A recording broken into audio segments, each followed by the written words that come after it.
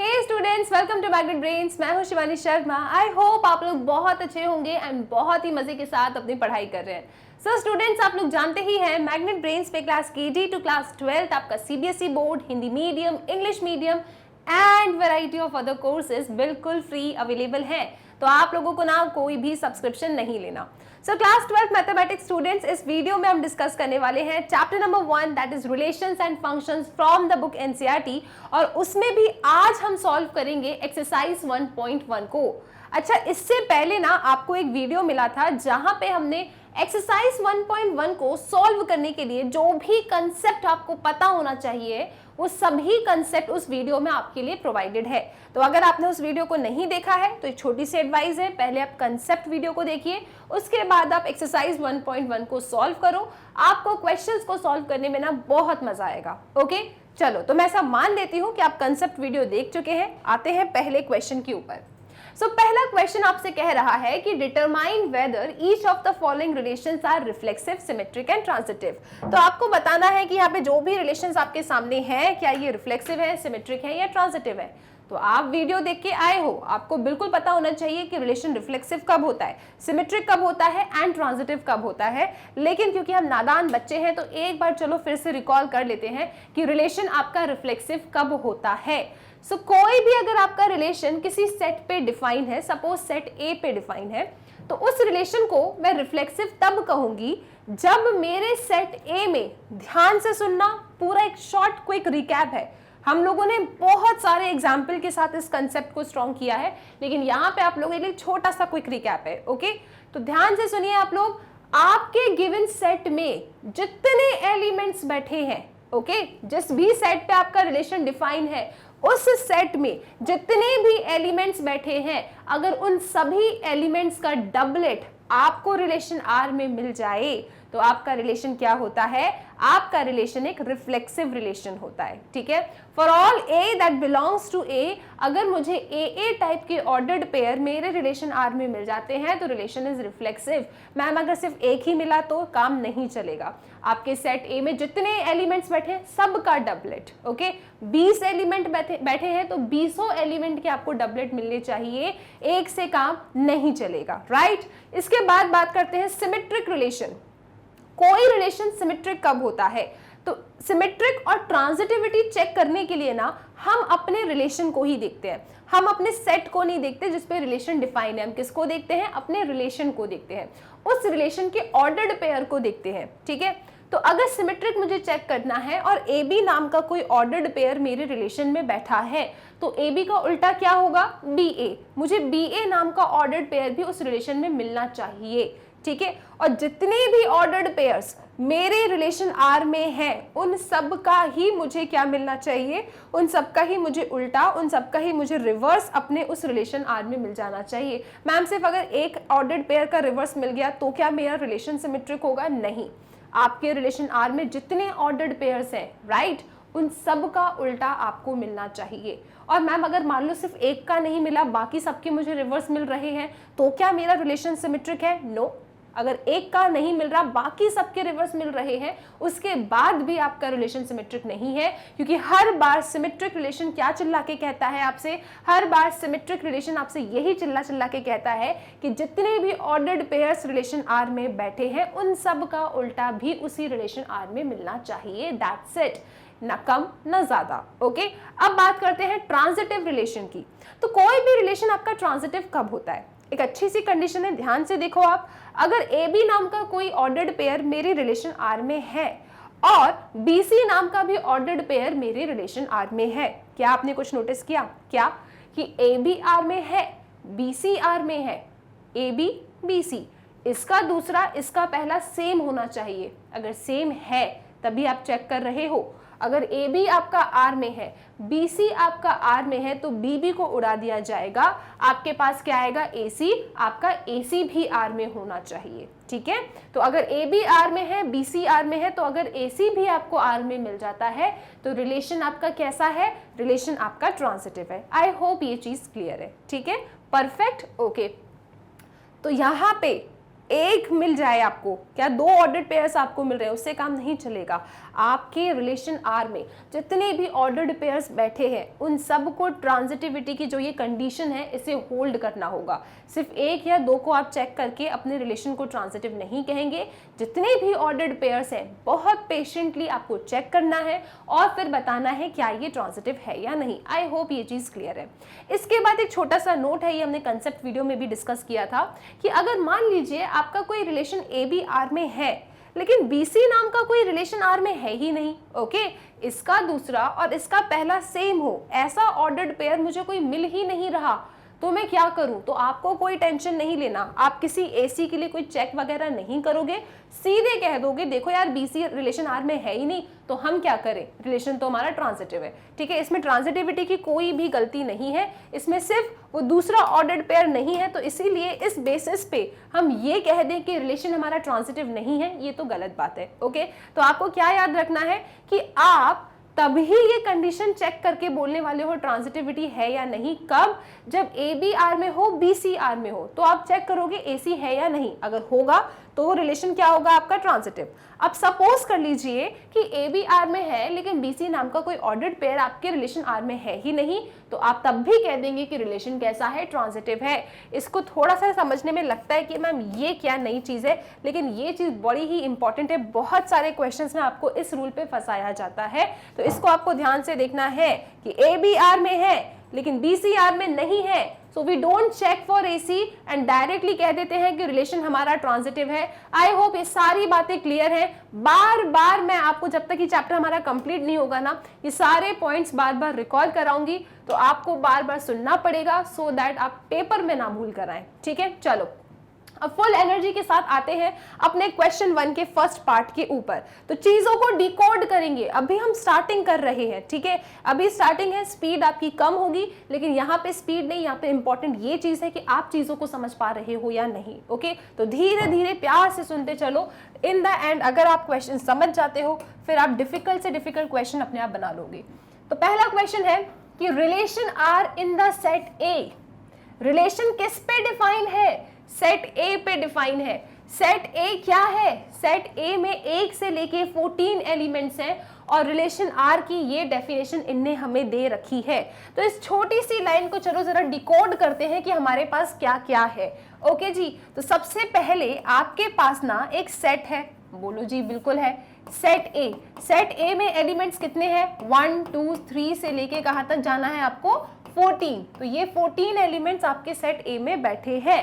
Relation किस पे है? Relation is in the set A, मतलब R such that A tends to A, ये इस तरीके से आपका रिलेशन है, ठीक है। आर कहां से कहां तक है? ए से ए तक है। मतलब कि आप जानते हो कि रिलेशन में बेसिकली होते क्या है, रिलेशन में ऑर्डर्ड पेयर्स होते हैं। वो ऑर्डर्ड पेयर कैसे आते हैं? वो ऑर्डर्ड पेयर कार्टेशियन प्रोडक्ट से आते हैं। तो इस रिलेशन आर में जो आप ऑर्डर्ड पेयर्स को बिठाओगे वो कहां से आएगा? वो आएगा from the Cartesian product of A cross ए। क्या ये बातें हमें समझ में आ रही हैं? ठीक है, ओके, राइट। अब यहाँ पे आप जानते हो कि जब भी आप किसी सेट का क्रॉस प्रोडक्ट करते हैं तो आपको ऑर्डर्ड पेयर मिलता है। ऑर्डर्ड पेयर में कैसे एलिमेंट्स होते हैं? एक्स वाई टाइप के, ठीक है। यहाँ पे मेरा रिलेशन सबसेट था ए क्रॉस ए का, मतलब मेरा रिलेशन ए टू ए पे डिफाइन था। तो जब मैं इस रिलेशन आर में किसी ऑर्डर्ड पेयर को रखूंगी, सपोज मैंने इस ऑर्डर्ड पेयर को रखा, तो क्या आप मुझे बता सकते हैं कि मेरा एक्स कहां से आया होगा? मेरा x आया होगा इस सेट से, और मेरा y कहां से आया होगा? मेरा y आया होगा इसी सेट A से। तो x y नाम के जो ऑर्डर्ड पेयर्स मुझे मिलेंगे वो कहां से आएंगे? x आएगा A से, y आएगा A से। आई होप ये चीजें क्लियर है। हम लोगों ने इसको भी डिस्कस किया था, लेकिन चलो एक बार फिर से रिकॉल कर लेते हैं, ठीक है, राइट। अब आ जाओ आप लोग अपने रिलेशन पे, डेफिनेशन पे। रिलेशन की जो डेफिनेशन है ना, हमें सेट बिल्डर फॉर्म में इन्हें दे रखी है। कार्टेशियन में देते तो हमें दुख नहीं होता, बट ठीक है, हमने सेट थ्योरी पढ़ी है, हमें आता है ये सारे काम।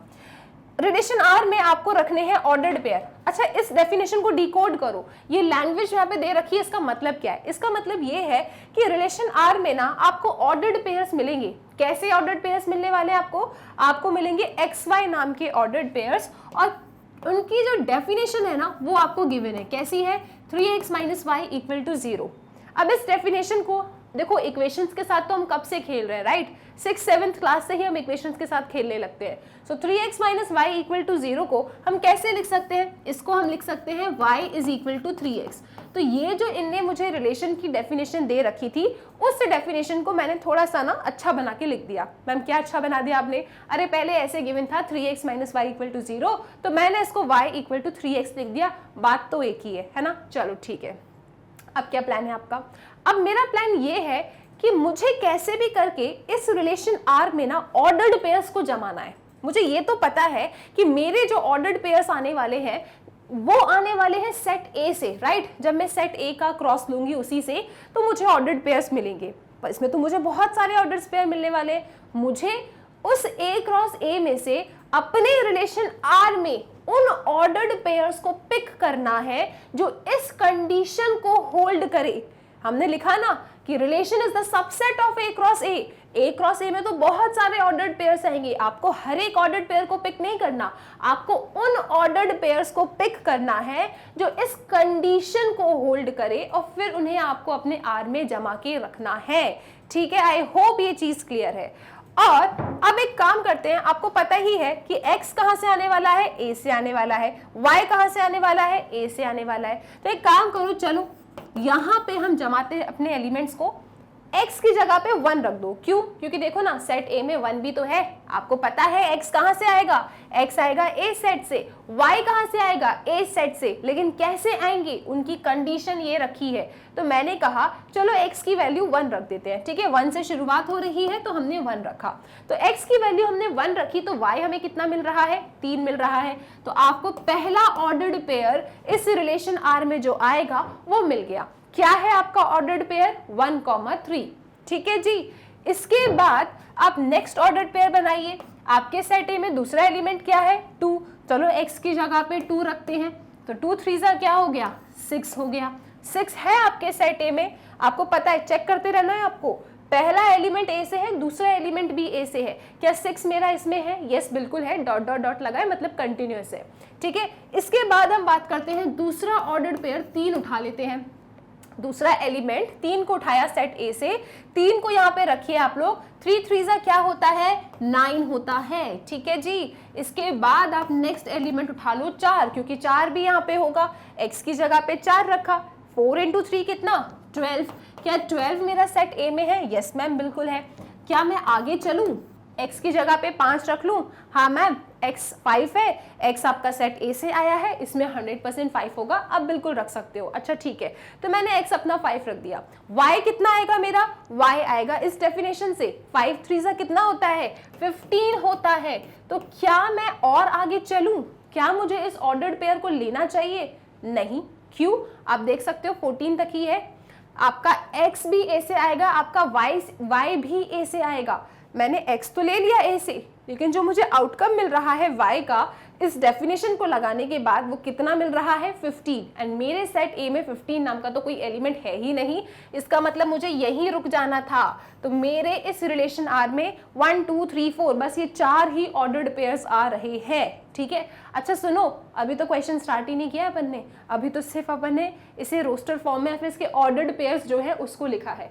अब अपनी क्वेश्चन की शुरुआत होगी। ठीक है, तो क्वेश्चन ने हमसे कहा था कि जरा चेक करके बताइए क्या आपका रिलेशन रिफ्लेक्सिव है, सिमेट्रिक है और ट्रांजिटिव है। हमने कहा ठीक है, पहले जरा रिलेशन को तो बना लें अपन। रिलेशन बना लिया, अब चेक करते हैं रिफ्लेक्सिविटी। तो आप लिखेंगे यहाँ पे फॉर रिफ्लेक्सिव, है ना। अब आप अपने मन में क्या जानते हो रिफ्लेक्सिव के बारे में, उस मन की बात को जरा यहाँ पे लिख दो। आप कहेंगे कि रिलेशन हमारा रिफ्लेक्सिव होता है कब, फॉर ऑल A, है ना, for all A that belongs to set A। इस सेट A में बैठा हर A, मैम A कहाँ है, 1 2 3 है, अरे से जनरल बोलते हैं ना अपन, फॉर ऑल A, जितने भी एलिमेंट्स आपके सेट A में बैठे हैं उन सब का डबलेट आपको अगर आपके रिलेशन में मिल जाता है तो रिलेशन कैसा होता है, तो रिलेशन आपका रिफ्लेक्सिव होता है। जितने भी एलिमेंट्स हैं, कितने एलिमेंट्स हैं, 14 एलिमेंट्स हैं, अगर इन सभी एलिमेंट्स का मुझे डबलेट मिल जाए, डबलेट का मतलब क्या, 1 1 2 2 3 3 4 4 5 5 एंड सो ऑन 14 14। अगर इस टाइप के मुझे ऑर्डर्ड पेयर्स मिल रहे हैं तब भी मेरा ये रिलेशन कैसा है, रिफ्लेक्सिव है। तो मैंने कहा चलो चेक कर लेते हैं रिलेशन को। अरे यहाँ तो सिर्फ 4 ही एलिमेंट है जिसमें से एक भी एलिमेंट मेरा डबलेट टाइप का है नहीं, और वैसे भी एक से कुछ होता नहीं, मुझे सारे ही एलिमेंट्स के डबलेट चाहिए। 1 से लेके 14 तक जितने भी एलिमेंट्स मेरे सेट ए में है उन सब का डबलेट मेरे इस आर में होना चाहिए था। तो यार एक भी होता तब भी मेरा रिलेशन रिफ्लेक्सिव नहीं होता, 2 भी डबलेट अगर मुझे इस आर में मिल जाते तब भी रिफ्लेक्सिव नहीं होता। ये रिफ्लेक्सिव कब होता, जब जितने भी एलिमेंट सेट ए में है उन सब का डबलेट यहाँ होता।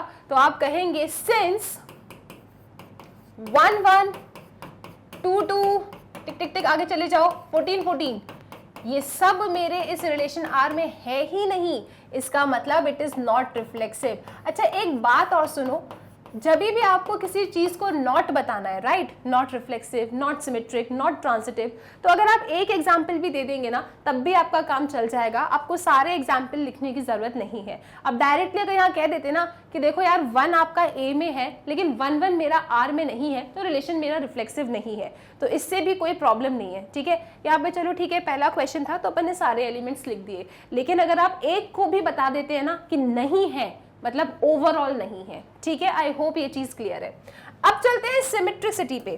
क्या मेरा रिलेशन सिमेट्रिक है? तो एक बार जरा हम रिकॉल करते हैं कि सिमेट्रिक की कंडीशन क्या है, और फिर से मैं आपको बोलूंगी, मैं तो आपको सारी कंडीशंस बार बार रिकॉल करवाऊंगी क्योंकि ये चैप्टर एक नया चैप्टर है आप लोगों के लिए, और ये चैप्टर एक बहुत ही ज्यादा इंपॉर्टेंट चैप्टर है। आपको आज पढ़ना पड़ेगा, आपको कुछ आगे जो चैप्टर्स आएंगे वहां इसका यूज होगा, और आगे भी जब कभी लाइफ में मैथ्स लोगे ना तभी भी आपको ये चीजें पढ़नी पड़ेगी। तो इससे अच्छा है कि आज ही अच्छे से पढ़ लो, राइट। ओके, अब सिमेट्रिक की कंडीशन क्या कहती है? सिमेट्रिक की कंडीशन ये कहती है, देखो हमें सेट से कोई मतलब नहीं होता, ये जो सेट रखा है आपका 1 2 3 13 14, ठीक है, इन एलिमेंट से हमें कोई मतलब नहीं है, हमें मतलब होता है रिलेशन से। ठीक है, तो आप लिखेंगे कि अगर ए बी आपका आर में है, ठीक है, देख लो इसकी कंडीशन की शुरुआत ही ऐसी होती है, इसको सेट से कोई मतलब नहीं है, सेट में कितने भी एलिमेंट्स बने रहे उसे कोई मतलब नहीं है, उसे किससे मतलब है, उसे रिलेशन से मतलब है। ठीक है, अगर आपका ए बी आर में है,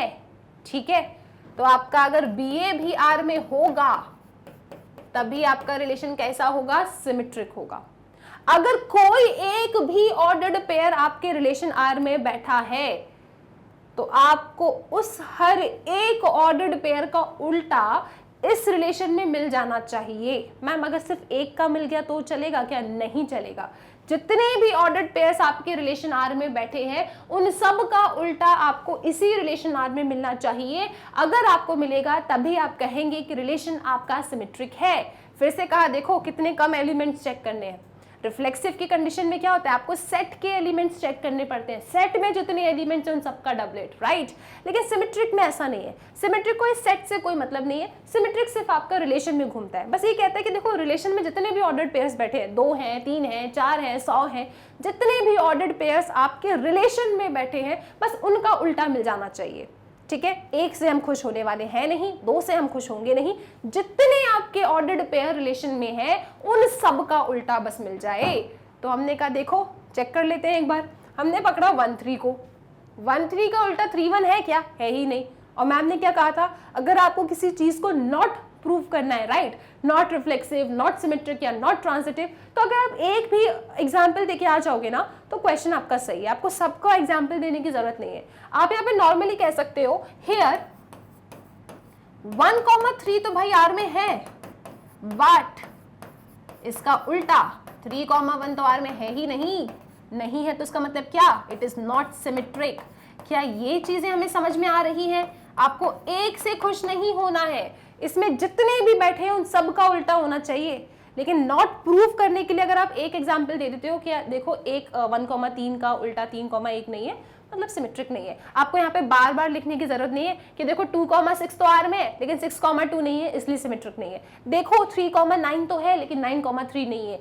ठीक है, 4,12 तो है लेकिन 12,4 नहीं है। आपको हर एक को नॉट प्रूफ करने के लिए ओनली 1 एग्जाम्पल इज इनफ। लेकिन अगर कभी ऐसा होता है ना कि आपका रिलेशन सिमेट्रिक आ रहा है तो सिर्फ एक अगर आप साबित करके आ जाओ ठीक है, सिर्फ 1 3 है और यहाँ पे 3 1 भी होता और आप बड़ी खुशी से कह देते कि देखो 1 3 आर में है, 3 1 भी आर में है, रिलेशन सिमेट्रिक है, तो ना गड़बड़ हो जाती। पूछो क्यों?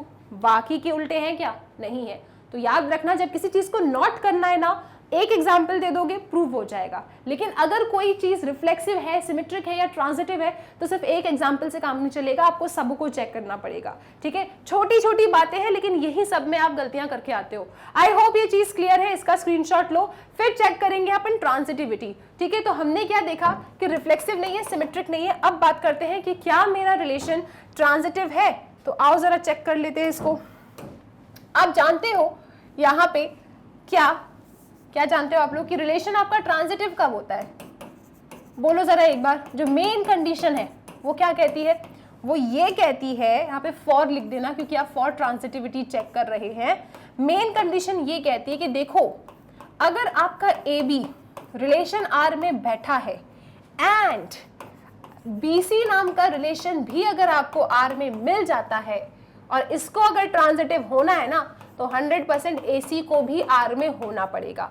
ठीक है, अगर ये दो ऑर्डर्ड पेयर्स मिल जाते हैं ना, तो तीसरा अगर आपको मिलेगा तब भी आपका रिलेशन ट्रांजिटिव होगा। लेकिन इन केस कभी ये ना मिले, सिर्फ अकेला ये पड़ जाए, तब भी रिलेशन ट्रांजिटिव है। लेकिन जो मेन कंडीशन है वो क्या कहती है कि अगर AB R में है, BC R में है, तो AC को भी R में होना पड़ेगा, तभी कहोगे रिलेशन ट्रांजिटिव है, अदरवाइज कह देना नहीं है। फिर से बात सुनिए जरा।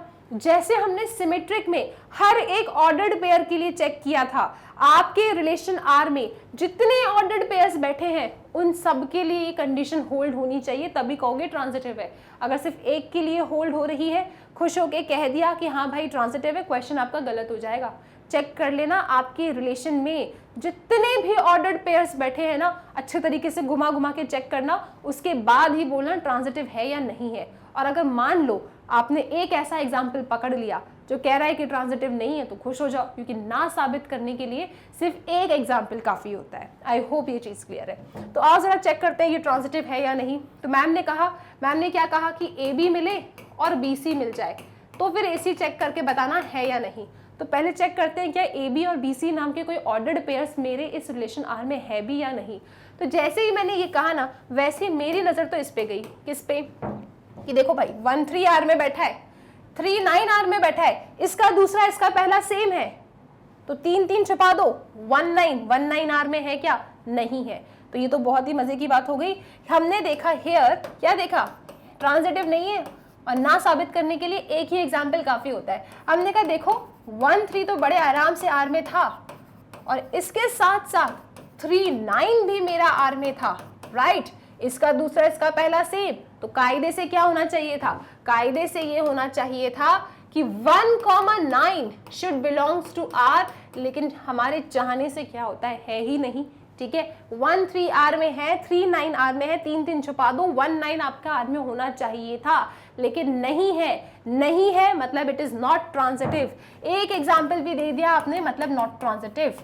ठीक है, लेकिन अगर ये मान लो 1 9 आर में होता ना, तब आप सिर्फ एक एग्जाम्पल को देके ये नहीं कह देते कि इट इज ट्रांजिटिव, आप सबके लिए चेक करते। तो हमने इस एग्जाम्पल से पता है कुछ वाइंड अप किया क्या कि रिफ्लेक्सिव नहीं है, सिमेट्रिक नहीं है, ट्रांजिटिव नहीं है। और दूसरी जो एक बहुत इंपॉर्टेंट चीज आपने पकड़ी वो ये है कि जब आपको रिफ्लेक्सिव चेक करना होता है तो सेट को देखते हैं आप।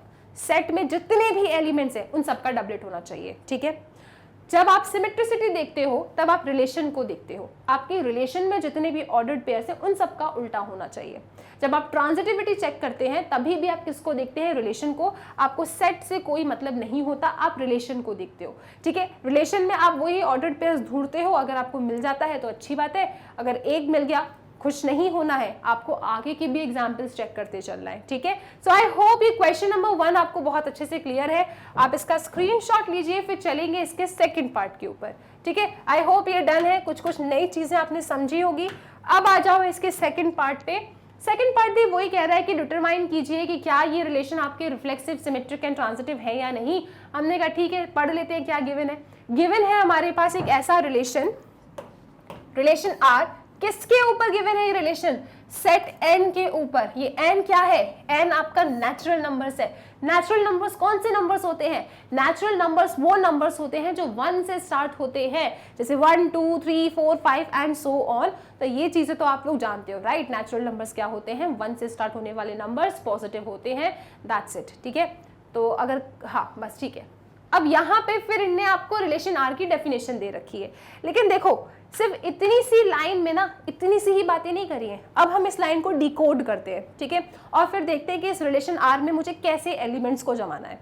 ओके, अच्छा एक चीज और सुन लो, गलती से भी आप रिलेशन पढ़ो या फंक्शन पढ़ो, गलती से भी ना ये पहली लाइन कभी लाइफ में इग्नोर मत कर देना। अगर इग्नोर किया क्वेश्चन गलत होने के हाई चांसेस होते हैं। ठीक है, जो भी गिवन है, जिस पे भी आपका रिलेशन डिफाइन है, आपको उस चीज को चेक जरूर करना है। और रियल नंबर्स क्या होते हैं, नेचुरल नंबर्स क्या है, होल नंबर्स क्या है, इंटीजर्स क्या है, नंबर इवन कब होता है, उसके फैक्टर्स क्या होते हैं, डिविजिबल क्या होता है, ये छोटी छोटी बातें ना आपको पता होना चाहिए, तभी आप इनके साथ बहुत अच्छे से खेल सकते हो। ठीक है, ओके, तो यहाँ पे हम देखते हैं कि relation R in the set n, set क्या है आपका n, तो लिख लेते हैं एक बार n क्या है, it is a set of natural numbers and natural numbers आपके चले जा रहे हैं। ठीक है, ओके, फिर r किस पे डिफाइन है, r in the set n, natural number के सेट पे डिफाइन है।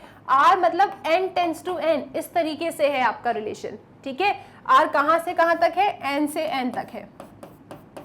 मतलब कि आप जानते हो कि रिलेशन में क्या होता है, रिलेशन जब भी पढ़ना होता है तो 2 कदम पीछे जाते हैं। ठीक है, रिलेशन आएगा, उससे पहले कार्टेशियन प्रोडक्ट आया होगा और उससे पहले कौन आया होगा, सेट आया होगा। तो आपने देख लिया यहाँ पे सेट क्या है, नेचुरल नंबर्स है। ठीक है, तो मेरा रिलेशन किसके ऊपर डिफाइन है, नेचुरल नंबर्स के ऊपर डिफाइन है। मतलब मेरा जो रिलेशन है that is a subset of n cross n। सही बात है ना, इस नेचुरल नंबर के n क्रॉस n में, मतलब इस नेचुरल नंबर के कार्टेशियन प्रोडक्ट में जितने भी ऑर्डर्ड पेयर्स बनेंगे उनमें से कुछ ऑर्डर्ड पेयर्स मुझे उठाना है और अपने इस रिलेशन आर में रखना है। मैम कौन से ऑर्डर्ड पेयर्स को उठाना है, किन ऑर्डर्ड पेयर्स को मुझे इस n क्रॉस n से उठा के r में रखना है, इसके लिए r वालों ने कंडीशन दे रखी है। और कंडीशन क्या दे रखी है इन लोगों ने, कंडीशन मुझे गिवन है कि देखो r में आएंगे ऑर्डर्ड पेयर्स। ठीक है जी, आपको भी पता है पहला वाला कहां से आ रहा है, n से, दूसरा वाला भी कहां से आ रहा है, n से आ रहा है।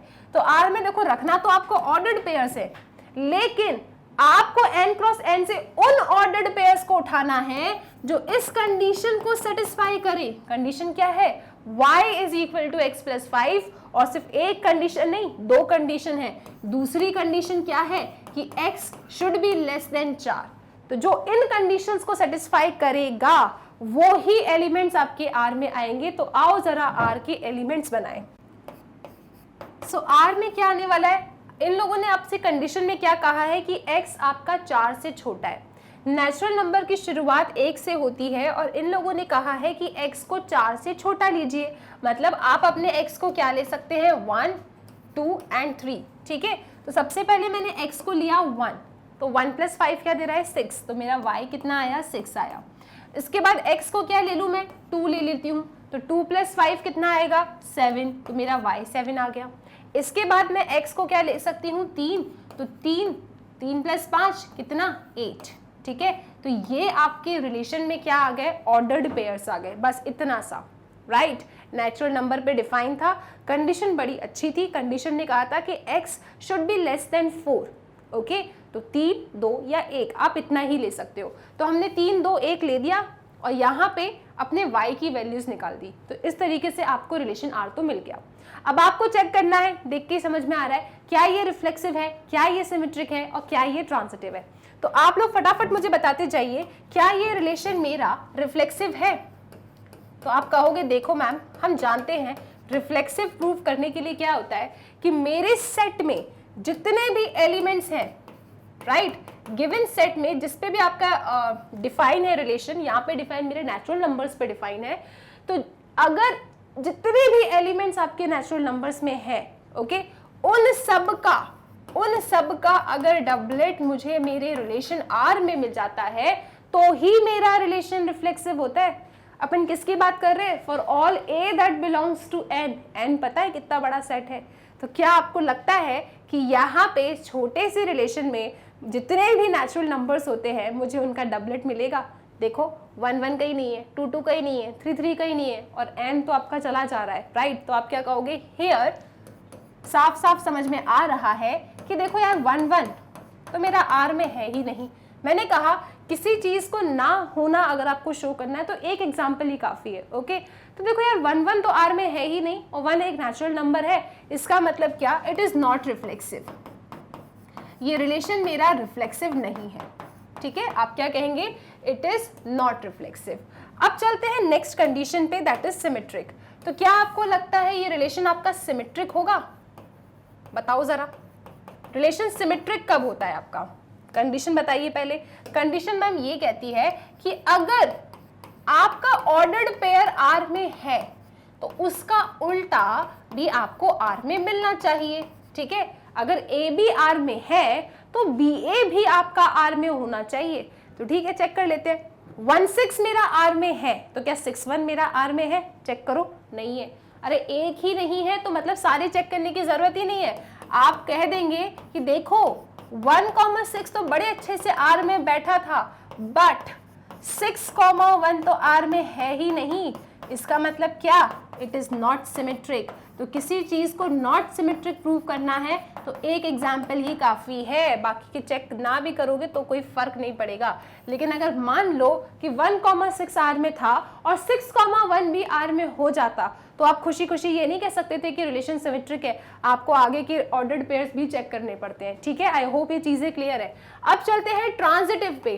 क्या ये रिलेशन आपका ट्रांजिटिव है, सबसे पहले कंडीशन देख लेते हैं। कंडीशन क्या कहती है, कंडीशन ये कहती है कि देखो अगर ए बी आपका आर में बैठा है ना, एंड बी सी भी आपका आर में है, तब हम कहते हैं कि देखो अगर ए सी भी आर में आ गया तो रिलेशन ट्रांजिटिव है। चेक कर लो आप यहाँ पे क्या देख रहे हो, ऐसा कुछ मिल ही नहीं रहा है ना। आप क्या देख रहे हो कि देखो 1 6 है तो 6 समथिंग है ही नहीं मेरे पास, ठीक है। 2 7 है तो 7 समथिंग है ही नहीं मेरे पास। 3 8 है तो 8 समथिंग है ही नहीं मेरे पास। तो ये तो दूसरी वाली कंडीशन हो गई ट्रांजिटिविटी की, क्या कि ए बी आर में है लेकिन बी सी के बारे में कुछ बोला ही नहीं है, राइट। 1 6 है तो 6 समथिंग है क्या, नहीं है। तो मैं क्यों चेक करूं, मैं सीधे कहूंगी कि रिलेशन मेरा ट्रांजिटिव है। मेरे पास 2 7 है, ठीक है, तो क्या 7 समथिंग है, नहीं है। 3 8 है तो क्या 8 समथिंग है, नहीं है। तो मुझे टेंशन में पड़ना ही नहीं है। इसीलिए मैंने आपको स्टार्टिंग में रिकॉल करा दिया था कि यार अगर ए बी बिलोंग करता है आर में और बी सी के बारे में बात ही नहीं करी है, इसका मतलब आपका रिलेशन क्या है, ट्रांजिटिव है। तो आप यहाँ पे कह देंगे कि यस रिलेशन इज ट्रांजिटिव, क्योंकि 1 6 मेरा आर में है, दैट्स इट। 2 7 मेरा आर में है, 3 8 मेरा आर में है, तो रिलेशन इज ट्रांजिटिव। सीधे कह दो रिलेशन क्या है, ट्रांजिटिव है। मुझे यहाँ पे चेक ही नहीं करना क्योंकि मेरे पास बी सी है ही नहीं। तो इस क्वेश्चन में आपने देखा कि आपका रिलेशन जो था वो रिफ्लेक्सिव नहीं था, सिमेट्रिक नहीं था, लेकिन ट्रांजिटिव निकल आया। इसका स्क्रीनशॉट लो, फिर चलेंगे अगले क्वेश्चन की तरफ। सो आई होप आप इसका स्क्रीनशॉट ले चुके हैं। चलते हैं नेक्स्ट क्वेश्चन के ऊपर। क्वेश्चन नंबर 3 को देखिए आप, determine whether each of the following relations are reflexive, symmetric and transitive. वही क्वेश्चन है, क्वेश्चन को पढ़ लो बस।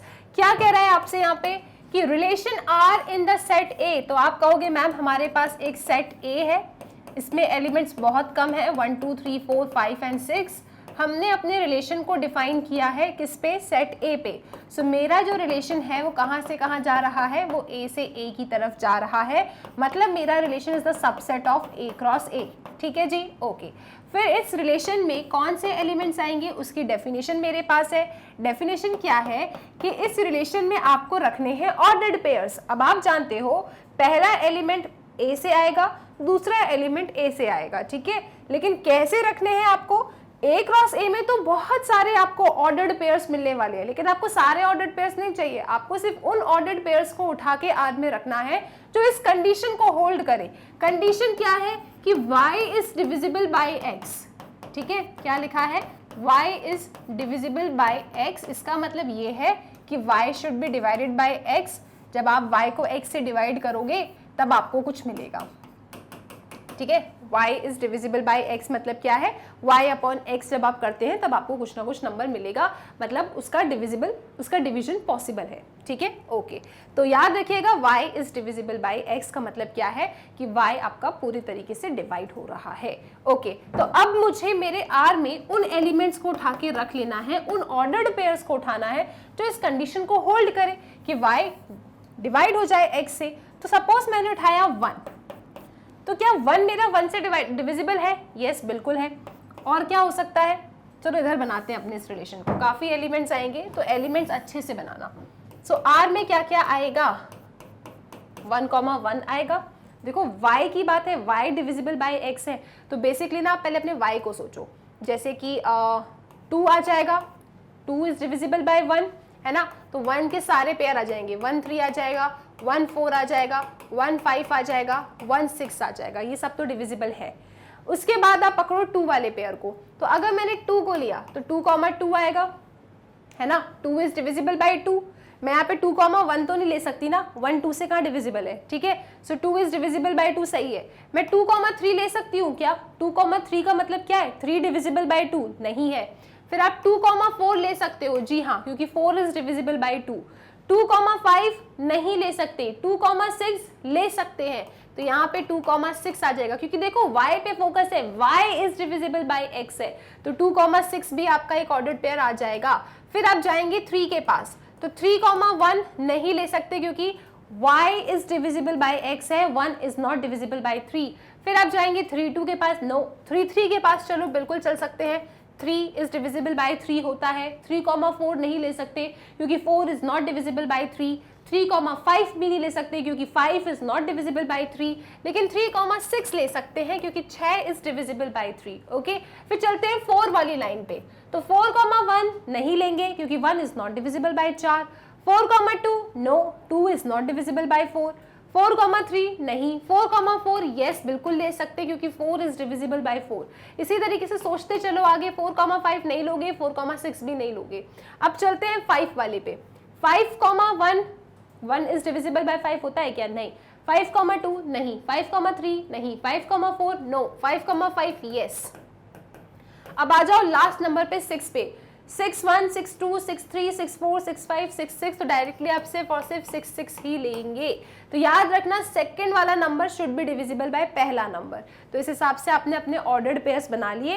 ए क्रॉस ए में तो बहुत सारे आपको ऑर्डर्ड पेयर्स मिलते, लेकिन आपको उसमें से सिर्फ उन ऑर्डर्ड पेयर्स को उठाना था जो इस कंडीशन को सेटिस्फाई कर रहा था, ठीक है, तो हमने उन्हें उठा के रख लिया। अब चेक करते हैं कि क्या मेरा ये रिलेशन रिफ्लेक्सिव है। तो डायरेक्टली अब आप मुझे बताएंगे, लिखने का तरीका तो मैं आपको बता चुकी हूँ, ठीक है। तो क्या ये रिलेशन रिफ्लेक्सिव है? तो आप जानते हो रिफ्लेक्सिव क्या कहता है कि सेट में जितने भी एलिमेंट्स रखे हैं उन सब का डबलेट। सेट में कौन है? 1 है, 2 है, 3 है, 4 है, 5 है, 6 है। तो क्या मुझे 1 1 दिख रहा है यहाँ पे? बिल्कुल दिख रहा है। 2 2 नजर आ रहा है क्या? यस नजर आ रहा है। 3 3 यस, 4 4 हाँ, 5 5 हाँ, 6 6। तो ये तो खुशी की बात हो गई। आपने क्या देखा? For all A that belongs to A, हमारे पास ए है दैट बिलोंग कर रहा है आर में, मतलब 1 1, ठीक है, 2 2 3 3 4 4, इसी तरीके से आपका 5 5 एंड 6 6, ये सब आपके इस रिलेशन आर में बैठे हैं। इसका मतलब रिलेशन कैसा है आपका? रिफ्लेक्सिव है। तो रिफ्लेक्सिव तो ये है। अब चलते हैं सिमेट्रिक। क्या आपका ये रिलेशन सिमेट्रिक है? सिमेट्रिक क्या कहता है? चलो लिख ही लेते हैं। सिमेट्रिक ये कहता है कि अगर आपका ए बी आर में है एंड, क्या एंड, बस ए बी अगर आपका आर में है तो आपका बी ए भी आर में होना चाहिए, ठीक है। आओ चेक करो, 1 2 है क्या? 2 1 नजर आ रहा है? नहीं नजर आ रहा। लो पहला एग्जाम्पल ही फेल, मतलब इट इज नॉट सिमेट्रिक। आप कहेंगे यहाँ पे हेयर 1 2 तो भाई आर में है, but 2 1 is not in R, मतलब relation is not symmetric. Relation आपका सिमेट्रिक तो नहीं है, ठीक है। चलो अब चलते हैं ट्रांजिटिविटी की कंडीशन पे। क्या आपका रिलेशन ट्रांजिटिव है? तो आप कहेंगे जरा एक बार कंडीशन को रिकॉल कर लेते हैं। कंडीशन क्या कहती है? कंडीशन ये कहती है कि अगर आपका ए बी आर में बैठा है एंड आपका BC भी R में बैठा है, तो फिर अगर आपको AC नाम का ऑर्डर्ड पेयर भी R में मिल जाए तो रिलेशन आपका ट्रांजिटिव होता है। चेक करते हैं, चलो बहुत प्यार से चेक करना, बहुत सारे नंबर्स हैं यहाँ पे, तो आओ ध्यान से चेक करें अपन। हमें दिख रहा है 1 2 1 2 2 2, तो 1 2 है। आपको दिख रहा है 1 2 2 4, तो क्या 1 4 है? हाँ है। 1 2 2 6 1 6 है? हाँ है। आगे चलो आगे चलो, कहाँ चले? 1 3 1 3 3 3 1 3 है? हाँ। 1 3 3 6 1 6 है? हाँ बिल्कुल है। ध्यान से चेक करना, सारे ऑर्डर पे चेक करने पड़ेंगे आप लोगों को, ठीक है। फिर 2 4 4 4 2 4 भी है, ठीक है। अच्छा एक चीज और बता दूं, जो भी डबलेट होते हैं ना वो तो कंडीशन को होल्ड करते ही है, वो सिमेट्रिक वाली कंडीशन को होल्ड करेंगे। डबलेट वाले मतलब अगर मैं 1 1 को 1 2 से देखूं तो 1 2 तो मुझे मिलेगा ही, तो डबलेट को चेक करने का मतलब ही नहीं है, डबलेट को चेक करो ही मत, ठीक है। आप नॉर्मल पेयर्स को ढूंढो, नॉर्मल पेयर्स को ढूंढो आप लोग, जैसे कि 2 4 है, ठीक है। किसको देखें अपन यहाँ पे, आपको 1 2 2 4, हाँ इसको देखो ना, 1 2 2 4, तो क्या 1 4 है? हाँ बिल्कुल है। चेक करते चलो, कोई ना कोई तो पेयर आपको ऐसा मिलेगा जो हो सकता है ना निकले, हो सकता है सारे मिल जाए, कोई बड़ी बात नहीं है, लेकिन सारे चेक करने पड़ेंगे आपको। कोई दिख रहा है क्या आपको ऐसा? 4 4 4 से स्टार्ट होने वाला कोई नहीं है अपने पास। 5 5 5 से स्टार्ट होने वाला भी नहीं है। 2 6 ले लो, 6 6 ले लो, कोई मतलब नहीं है। ये देखते हैं, ये भी मतलब नहीं है। सारे शो कर रहे हैं क्या रिलेशन, मतलब ये मुझे लग रहा है कि आपका रिलेशन क्या है? ट्रांजिटिव है, क्योंकि हमने अगर जितने भी ऑर्डर्ड पेयर्स हमने बना के देखे, सबके सब क्या आ रहे हैं? सबके सब आपके सक्सेसफुल हो रहे हैं। लेकिन देखो ट्रांजिटिविटी ना आपको कभी कभी धोखा भी दे देता है, कभी कभी आपको लगता है कि आपने सब चेक कर लिया, लेकिन स्टिल कभी कभी धोखा भी हो जाता है, आपको हो सकता है गलत मिल जाए। तो इसीलिए ना थोड़ा अच्छे से चेक अगर मैं इसको करना चाहूँ ना, तो मैं ऐसे लिख सकती हूँ। देखो क्या लिख सकती हूँ, अगर मेरा AB R में है, इसका मतलब क्या रहा होगा कि B ने डिवाइड किया होगा A को, है ना। B ने डिवाइड किया होगा A को, तो मुझे कुछ मिला होगा, सपोज M मिला। क्वेश्चन कुछ मिला होगा ना, सपोज M मिला। B, C अगर R में है, मतलब C ने B को डिवाइड किया होगा तो मुझे N मिला होगा, राइट। B ने A को डिवाइड किया है, C ने B को डिवाइड किया है। इसको ऐसा लिख सकते हैं ना अपन, B is equal to AM, है ना, राइट। B ने A को डिवाइड किया है, B is divisible by A, कुछ क्वेश्चन मिला होगा तो मैं इसे B is equal to AM में लिख सकती हूँ। इसी तरीके से इसको लिख सकती हूँ मैं C is equal to BN। Okay done. अब मुझे चेक करना है क्या मेरा AC R में है या नहीं। अच्छा AC R में कब होगा? AC R में तब होगा जब C by A is equal to something मिले आपको, क्योंकि C should be divisible by A, मतलब मान लो K मिल रहा है, यानी कि C is equal to A के। अगर कुछ इस तरीके का आपको मिलता है, इसका मतलब ये है कि C is divisible by A, मतलब AC मेरा R में होगा। तो एक काम करो, आप यहाँ से ना C और A के बीच में एक रिलेशन को एस्टैब्लिश करने की कोशिश करो। आप देख रहे हो B is equal to AM है, C is equal to BN है ना। B की वैल्यू क्या है? AM, यहाँ पे उठा के रख दो, राइट। तो रख देते हैं अपन, B की वैल्यू इस सेकंड वाले इक्वेशन में सब्स्टिट्यूट करोगे आप, तो आपको क्या मिलेगा? आपको मिलेगा C is equal to AMN। ये MN क्या है? कुछ कांस्टेंट, क्वेश्चन रहा होगा आपका कुछ भी, तो इसको मैं ऐसा लिख सकती हूँ, C is equal to AK। आपने क्या देखा? आपको ऐसा लाना था, अरे हाँ ऐसा आ गया। इसका मतलब क्या है? इसका मतलब आपका रिलेशन कैसा है? आपका रिलेशन ट्रांजिटिव है। हमने वैसे भी चेक कर लिया था अपना रिलेशन, लेकिन हमने इसको इस तरीके से भी चेक कर लिया, तो क्या हमें डबल श्योरिटी मिल गई है कि यस ये रिलेशन आपका ट्रांजिटिव है। क्योंकि कभी कभी आप ऐसे एग्जांपल्स देखोगे, आपको ऐसा लगेगा आपने सारे ऑर्डर्ड पेयर्स चेक कर लिया है, लेकिन हो सकता है कहीं ना कहीं एक छोटा सा ऑर्डर्ड पेयर ऐसा बैठा हो जिसकी वजह से आपकी ट्रांजिटिविटी की कंडीशन फेल हो रही हो। तो इसीलिए जब भी आपको हर एक पेयर ट्रांजिटिव वाला मिलता जा रहा है, ज़्यादा खुश नहीं होना है, आपको और भी ज़्यादा सतर्क होके अपने ऑर्डर्ड पेयर्स को चेक करना है क्या ये ट्रांजिटिव है या नहीं है। तो हमने ऐसे चेक कर लिया था, ठीक है, लेकिन हम एकदम कंफर्म नहीं थे सही है या नहीं है, तो हमने सोचा चलो एक काम करते हैं, इसको इस तरीके से भी चेक कर लेते हैं। तो हाँ ऐसे भी आ गया, इसका मतलब क्या है? 100% आपका रिलेशन कैसा है? ट्रांजिटिव है। तो आप लिख सकते हैं यहाँ पे definitely it is a transitive relation. I hope ये चीज़ क्लियर है। एग्जाम्पल्स को चेक बहुत अच्छे से करना आप, ओके, ऑर्डर्ड पेयर्स को चेक बहुत अच्छे से करना, वही गलतियां होती हैं क्योंकि। अब चलते हैं इसके नेक्स्ट क्वेश्चन पे। वही चेक करना है रिफ्लेक्सिव सिमेट्रिक ट्रांजिटिव है या नहीं। इनने कहा है कि relation R in the set z of all integers is defined as this. तो यहाँ पे आप देख रहे हो सेट क्या है z, z क्या है आपका इंटीजर्स, इंटीजर्स क्या होते हैं negative, right, negative, 0 and positive, ये सब आपके इंटीजर्स होते हैं। हमने रिलेशन डिफाइन किया है इंटीजर्स के ऊपर, मतलब r is the subset of किसका, z क्रॉस z का, मतलब r मेरा जो रिलेशन है z से z की तरफ है। अच्छा, इस रिलेशन में मुझे कैसे ऑर्डर्ड पेयर्स उठाना है z क्रॉस z में से, उन ऑर्डर्ड पेयर्स को मुझे z क्रॉस z से उठाना है जो इस कंडीशन को होल्ड करे। कंडीशन क्या है कि x minus y is an integer, ठीक है। जो भी मेरे ऑर्डर्ड पेयर्स इस कंडीशन को होल्ड करेंगे वो मेरे इस रिलेशन में आएंगे। रिलेशन में कैसे ऑर्डर्ड पेयर्स आएंगे आपके x, y टाइप के, वो ऑर्डर्ड पेयर्स आएंगे जिनका सब्ट्रैक्शन भी एक इंटीजर्स है। x कहाँ से आएगा, इंटीजर से, z कहाँ से आएगा, y कहाँ से आएगा, इंटीजर से, ठीक है। चलो अब एक काम करते हैं, फाइंड करते हैं। तो यहाँ पे देखो, अब एक छोटी सी बात समझना, इस क्वेश्चन में अगर मैंने एलिमेंट्स बनाए तो मेरा ये क्वेश्चन ना बहुत लेंथी हो जाएगा, क्योंकि आप देख रहे हो इंटीजर्स, अब इंटीजर्स का सेट तो बहुत ही बड़ा सेट है, अब नेगेटिव की तरफ भी जा रहे हो, पॉजिटिव की तरफ भी जा रहे हो, और ये चीजें क्या है, इनफाइनाइट है, खत्म नहीं होने वाली है, राइट। तो यहाँ पे इस क्वेश्चन को अपन अलग तरीके से सॉल्व करेंगे। कैसे सॉल्व करेंगे ये देखो आप, क्योंकि इस रिलेशन का ना ऑर्डर्ड पेयर लिखना बहुत मुश्किल है, इसीलिए हम इस क्वेश्चन को ऑर्डर्ड पेयर के फॉर्म में नहीं सॉल्व कर रहे, लैंग्वेज के फॉर्म में सॉल्व करने वाले हैं। तो सबसे पहले बात करते हैं रिफ्लेक्सिव की। तो ये लैंग्वेज में सॉल्व करना ना आपके लिए बहुत इंपॉर्टेंट है, क्योंकि इस पे ही बेस्ड क्वेश्चंस आप देखोगे। आपका रिलेशन रिफ्लेक्सिव क्या होता है, रिफ्लेक्सिव कब होता है, अब आपको ये दिमाग में बातें करनी है।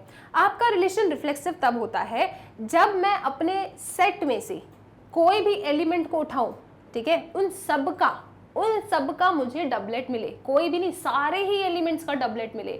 तो मैंने कहा ठीक है, चलो एक काम करते हैं, कोई इंटीजर उठाते हैं x, और मेरा ये इंटीजर कहाँ है, z में है, ठीक है।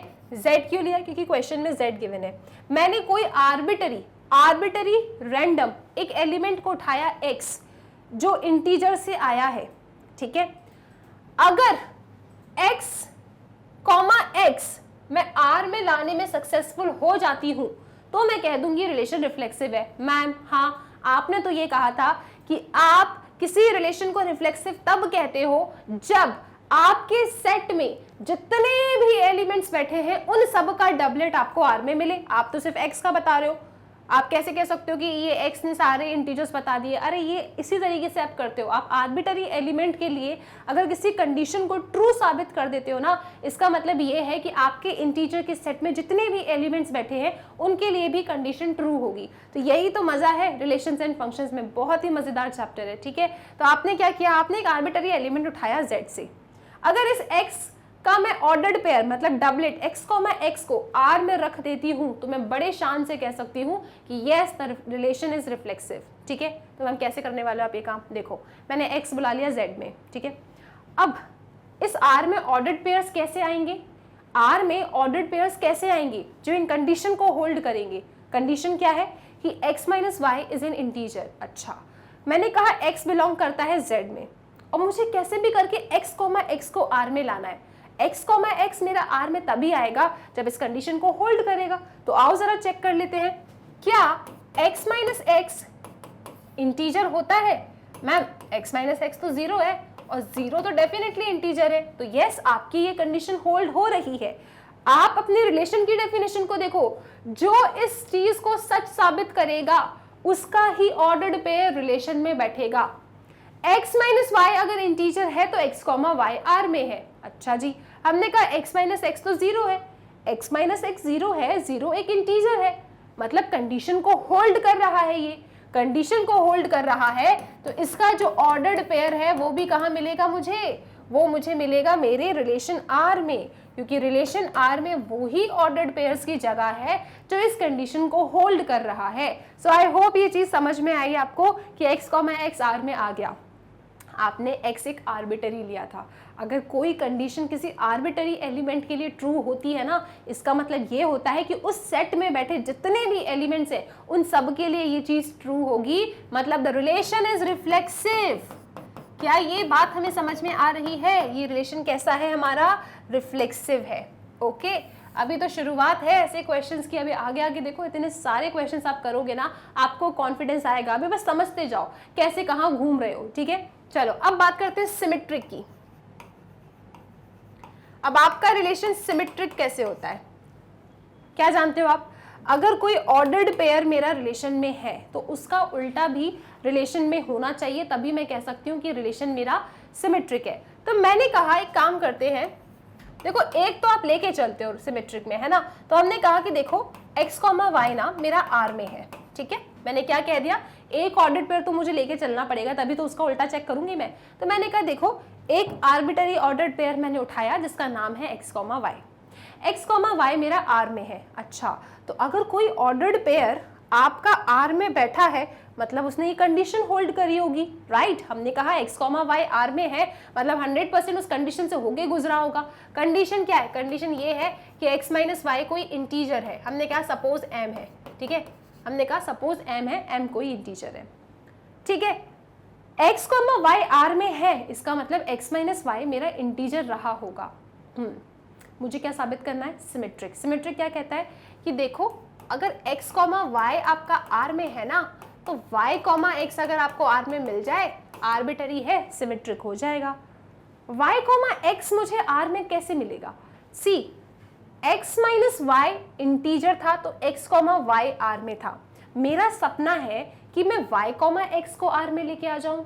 तो y, x R में कब होगा? y, x पहले x, y था तो x माइनस वाई है, मुझे y, x चाहिए तो y minus x should B N integer, right. तभी मैं कह सकती हूँ y, x मेरा R में होगा।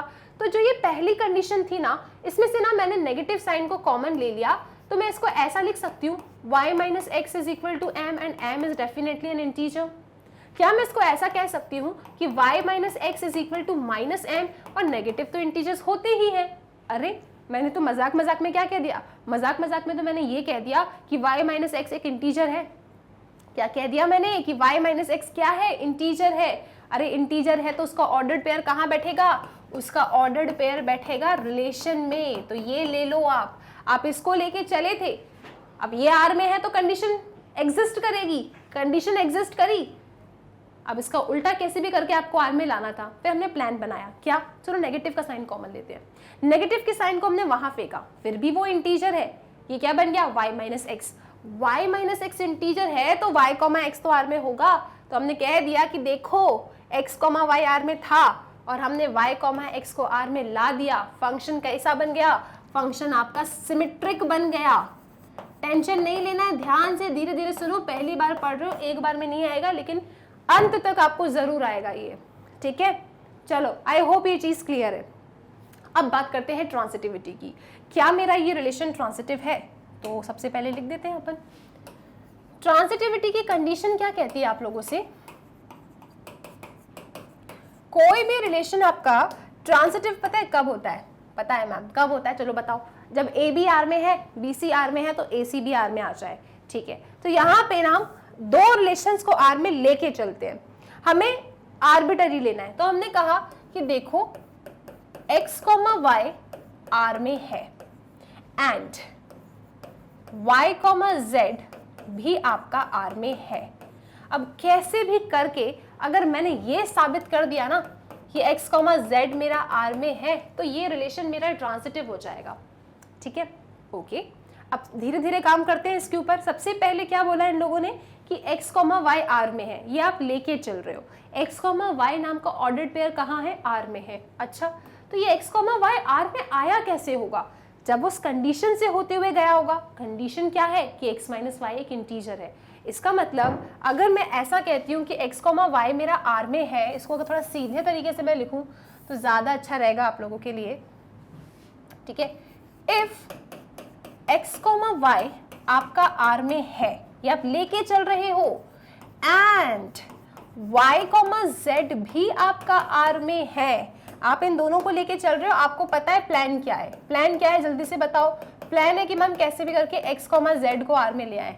ठीक है जी, तो उस पे तो बाद में जाएंगे, पहले जो आर में है वो आर में कैसे आए जरा उसकी बात कर लेते हैं। x, y अगर आर में है, इसका तो मतलब ये रहा होगा कि x माइनस वाई मेरा कोई इंटीजर रहा होगा। मैंने कहा सपोज यार इसका सब्ट्रैक्शन m है और ये एक इंटीजर है, ठीक है, ओके।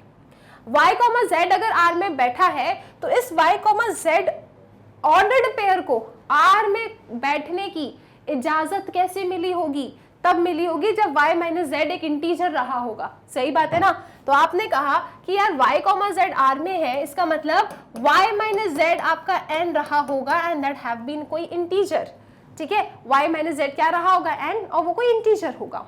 ये चीजें तो समझ में आ रही है ना। अगर कोई r में मतलब कंडीशन तो लगाई है उसने। आपका सपना क्या है इसमें? आपका टारगेट है कि कैसे भी करके आप x, z को r में लेके आओ। आप जानते हो x, z r में आएगा कैसे?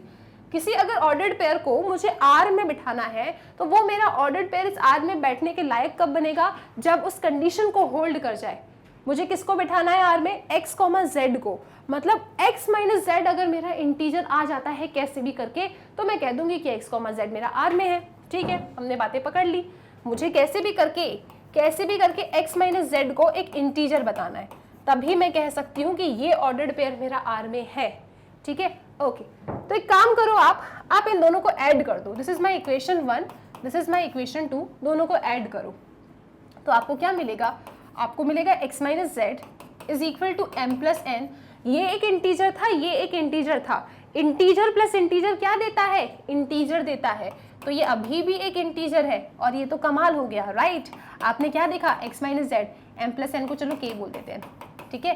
तो आप क्या देख रहे हो कि x माइनस z एक इंटीजर आ रहा है, ठीक है। x माइनस z क्या आ रहा है? एक इंटीजर आ रहा है। और आपको पता है अगर x माइनस z आप एक इंटीजर लाने में सक्सेसफुल हो जाते हो तो इसका जो ऑर्डर्ड पेयर बनेगा ना वो आपका रिलेशन r में बैठेगा। तो आप कह दोगे क्योंकि x माइनस z इंटीजर है, इसका मतलब क्या कि x, z belongs to r। तो आपने क्या साबित कर दिया? आपने ये साबित कर दिया कि x, y r में था, y, z भी r में था, और देखो हम x, z को भी r में लेकर आ गए। इसका मतलब रिलेशन क्या है आपका रिलेशन ट्रांजिटिव है। आई होप ये चीजें कुछ आपको समझ में आती जा रही हैं और ये क्वेश्चन होता है खत्म, ठीक है। हमने रिफ्लेक्सिव बताया, सिमेट्रिक बताया, ट्रांजिटिव बताया। यहाँ पे मैंने पता है ऑर्डर्ड पेयर्स क्यों नहीं बनाए? क्योंकि इम्पॉसिबल था, राइट। क्यों इम्पॉसिबल था? टाइम कंज्यूमिंग था। क्योंकि इंटीजर्स का सेट इतना बड़ा है। अब टाइम वेस्ट कर दोगे ऑर्डर्ड पेयर्स बनाने में, और भी क्वेश्चंस करने हैं। और कहीं ना कहीं आप इस मेथड को इग्नोर मत करना, क्योंकि आपको जब क्वेश्चन आएगा ना प्रूव दैट के लिए, उसमें आपको यही सब काम करना होगा। तो धीरे धीरे चीज़ों को सीखते जाओ आप, ठीक है। तो क्या किया हमने इसमें? हमने देखा रिफ्लेक्सिव प्रूफ करने के लिए कोई एक आर्बिटरी एलिमेंट अपने सेट Z से उठा लिया, और अगर इसका डबलेट कैसे भी करके मैं R में ला देती हूं तो मैं कह दूंगी रिफ्लेक्सिव है। कोई भी डबलेट या कोई भी ऑर्डर्ड पेयर R में कब आ सकता है? जब वो इस कंडीशन से होके गुजरे। कंडीशन क्या है? कि x माइनस वाई इंटीजर होना चाहिए। तो मैंने कहा डबलेट को मुझे R में लाना है तो x माइनस एक्स चेक कर लेती हूँ। मैंने x माइनस एक्स चेक किया, मुझे मिला 0 तो इंटीजर होता है, कोई डाउट ही नहीं है। x माइनस एक्स 0 इंटीजर आ गया, मतलब x कॉमा एक्स कहाँ बैठेगा? x कॉमा एक्स R में बैठेगा। ये तो आर्बिटरी था। आर्बिटरी के लिए कंडीशन ट्रू है, मतलब हर एक एलिमेंट के लिए ट्रू है, मतलब रिफ्लेक्सिव है। तो कोई भी ऑर्डर्ड पेयर R में कब आएगा? जब इस कंडीशन को सेटिस्फाई करेगा। और किसी ऑर्डर्ड पेयर को अगर आप R में लेके चल रहे हो, सपोज आपने सिमेट्रिक में किया था ना ये काम, आप x, y को R में लेके चल रहे थे। अब अगर कोई ऑर्डर्ड पेयर R में है तो मतलब 100% इस कंडीशन से गया होगा, तो आपने कंडीशन लिखी। अब x, y है, आपको y, x को लेके आना है। y, x कब आएगा? जब y माइनस एक्स एक इंटीजर होगा। तो बस चीज़ों को घुमाते रहे, कॉमन लिया, ठीक है, और अपने सिमेट्रिसिटी हमने प्रूव कर दी। फिर बात करते हैं ट्रांजिटिविटी की में। ट्रांजिटिविटी में हमने क्या किया? दो रिलेशन को लेके चले थे R में, तो दोनों की कंडीशन होल्ड होगी, तीसरे को लेके आना था, तो इन दोनों को ऐड किया, देखा इंटीजर ही तो मिल रहा है, sum of integers gives you integer only, ठीक है। तो ये क्या हो गया? ट्रांजिटिव हो गया। आई होप ये क्वेश्चन क्लियर है, और भी धीरे धीरे जब हम पढ़ते जाएंगे ना सारे क्वेश्चंस आपको क्लियर हो जाएंगे। आपको टेंशन नहीं लेना है, समझते चलो बस, ठीक है। चीजें थोड़ा थोड़ा समझो, लास्ट तक आपको समझ में आ ही जाएगा। अब चलते हैं इसके अगले सवाल पे। अगला क्वेश्चन आपसे क्या कह रहा है? Determine whether each of the following relations are reflexive, symmetric and transitive. और यहाँ पे रिलेशन है आपके पास कुछ इस तरीके का। इसमें 5 क्वेश्चंस हैं। तो पहला क्वेश्चन क्या है कि relation R in the set A of human beings. Relation किस पे डिफाइन है? सेट ए पे। सेट ए में कौन है? ह्यूमन बींग्स है, किसी टाउन में, किसी पर्टिकुलर समय पे। ठीक है, आपने क्या किया? आपने एक सेट बनाया है। किसका? आपने सेट बनाया है ह्यूमन बींग्स का। बहुत सारे इंसान हैं उसमें, उसका आपने एक सेट बना लिया। ठीक है, और इसी सेट पे आपने एक रिलेशन डिफाइन किया है। कैसा रिलेशन है अभी पता करते हैं। पहला क्वेश्चन है इस सेट के ऊपर क्या कि r is equal to x comma y, ठीक है, such that x and y work at same place. अब ये क्वेश्चन ना बड़े मजेदार है। x and y work at same place. ठीक है, आपको बताना है क्या ये रिलेशन R। इस पे 5 क्वेश्चन बेस्ड है। इस 5वें क्वेश्चन पे पहला क्वेश्चन क्या है? ए पार्ट, वो ये कह रहा है ये बता दो कि एक सेट है ह्यूमन बींग्स का जो किसी शहर में रहते हैं, पर्टिकुलर शहर में रह रहे हैं, और इस पे जो रिलेशन है हमारा x y such that x and y work at same place. क्या ये रिलेशन आपका रिफ्लेक्सिव होगा? ठीक है, तो चलो बनाते हैं इस क्वेश्चन को। सबसे पहले ले लेते हैं क्या? सबसे पहले ले लेते हैं रिफ्लेक्सिव का केस। रिफ्लेक्सिव क्या कहता है? रिफ्लेक्सिव सिर्फ ये कहता है कि आपके सेट में जितने भी एलिमेंट्स बैठे हैं ना, उसका डबलेट बस आपको आर में मिल जाए, और कुछ नहीं चाहिए उसको। ठीक है, क्या चाहिए कि यहाँ पे सेट क्या है? Human beings. इस ह्यूमन बींग के सेट में से अगर मैंने किसी एक इंसान को उठाया तो वो इंसान, ठीक है, इस रिलेशन आर में आना चाहिए। राइट, तो एक काम करते हैं, एक आर्बिटरी उठाते हैं अपन। फॉर मैंने कोई उठाया ए, ठीक है, मैंने क्या किया? For all A that belongs to set A. ये ए क्या है? आपका ह्यूमन बींग है। ठीक है, किसी आर्बिटरी ह्यूमन बींग की बात कर रही हूं मैं। मैंने किसी आर्बिटरी ह्यूमन बींग को उठाया सेट ए में से और फिर अपने आप से कुछ बातें करी। क्या कि अगर कैसे भी करके अगर मैं ये बता दूं कि ए कॉमा ए मेरा इस रिलेशन आर में होगा, तो मैं क्या कह दूंगी? तो मैं कह दूंगी कि रिलेशन मेरा रिफ्लेक्सिव है।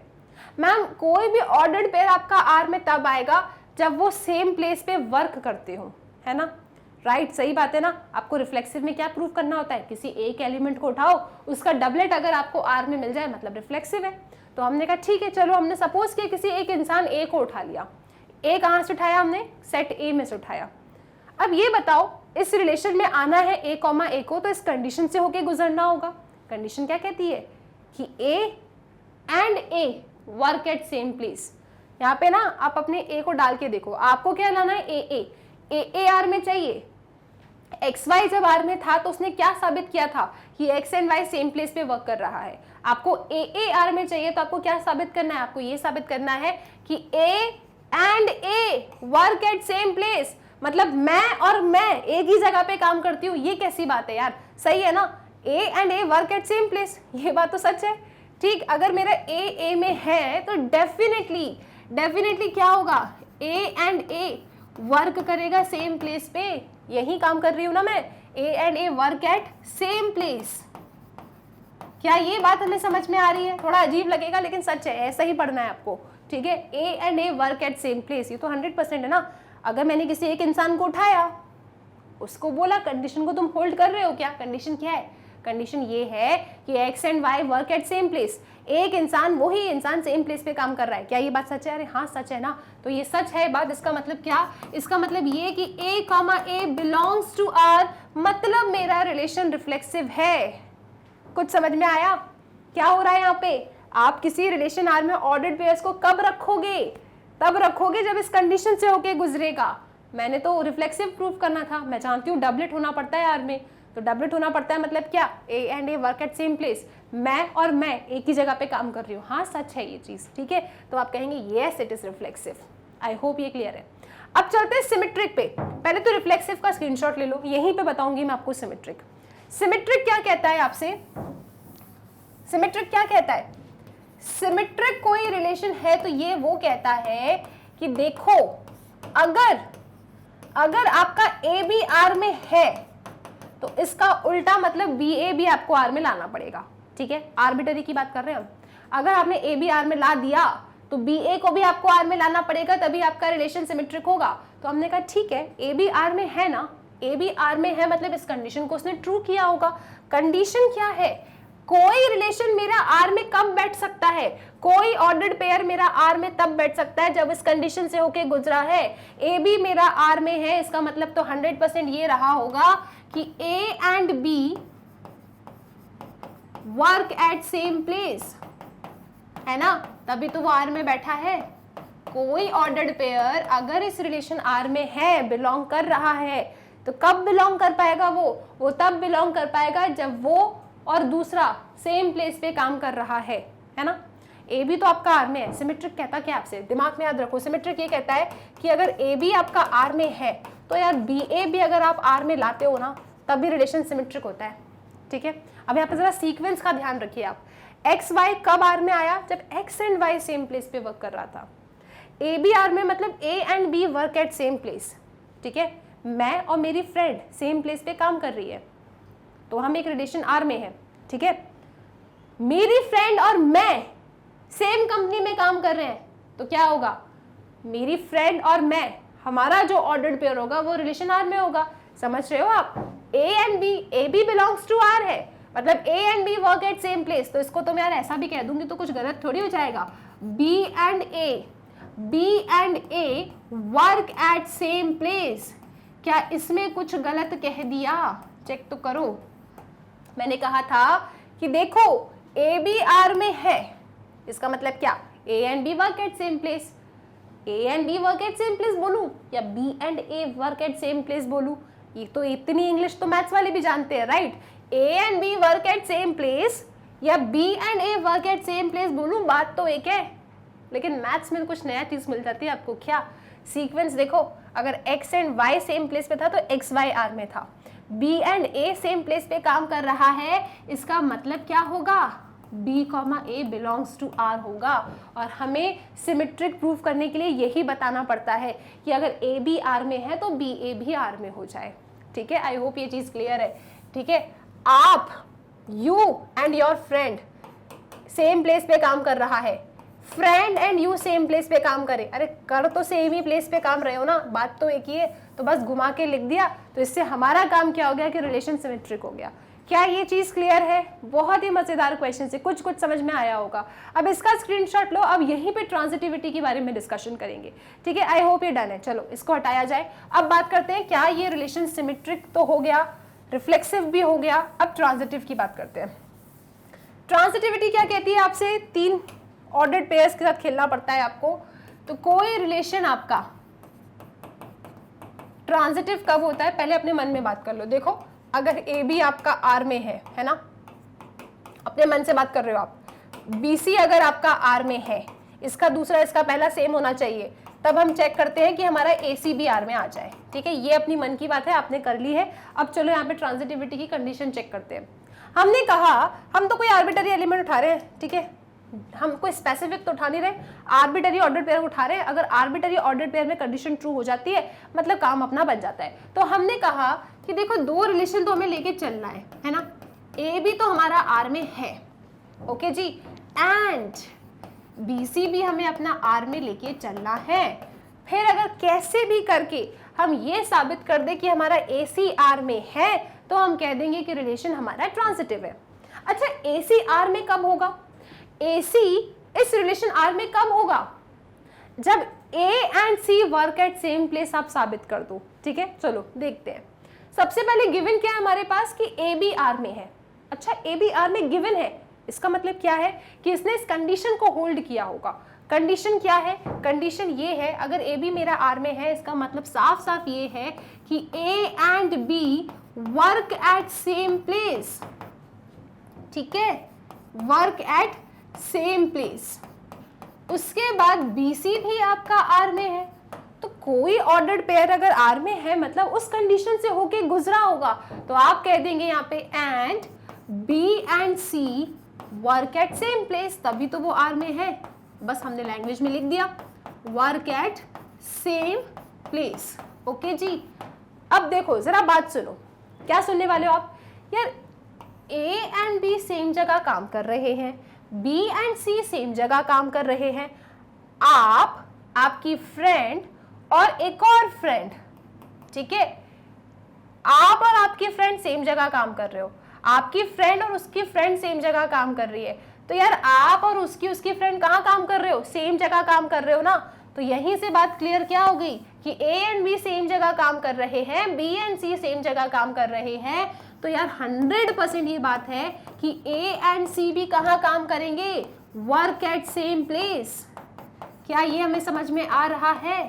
They also work at same place. इसका मतलब क्या, A and C work at same place हो गया, मतलब इस कंडीशन को ट्रू कर दिया आपने, कंडीशन ट्रू हो गई। इसका मतलब क्या, इसका जो ऑर्डर्ड पेयर बनेगा वो कहाँ बैठेगा, आर में। तो आप कह देंगे कि ए कॉमा सी कहाँ है, आर में है। इसका मतलब क्या हो गया, it is transitive. I hope ये चीजें समझ में आ रही है। लैंग्वेज के साथ बस खेलते जाना है आपको और कोई टेंशन की बात नहीं है। तो इसका भी स्क्रीनशॉट ले लो, फिर चलेंगे अगले सवाल पे। अब चलते हैं इसके सेकंड पार्ट के ऊपर। देखो सेट वही है, सेट आपका वही है क्या, ह्यूमन बीइंग्स का सेट है आपके पास। Set A is the set of human beings, बहुत सारे इंसान हैं यहाँ पे।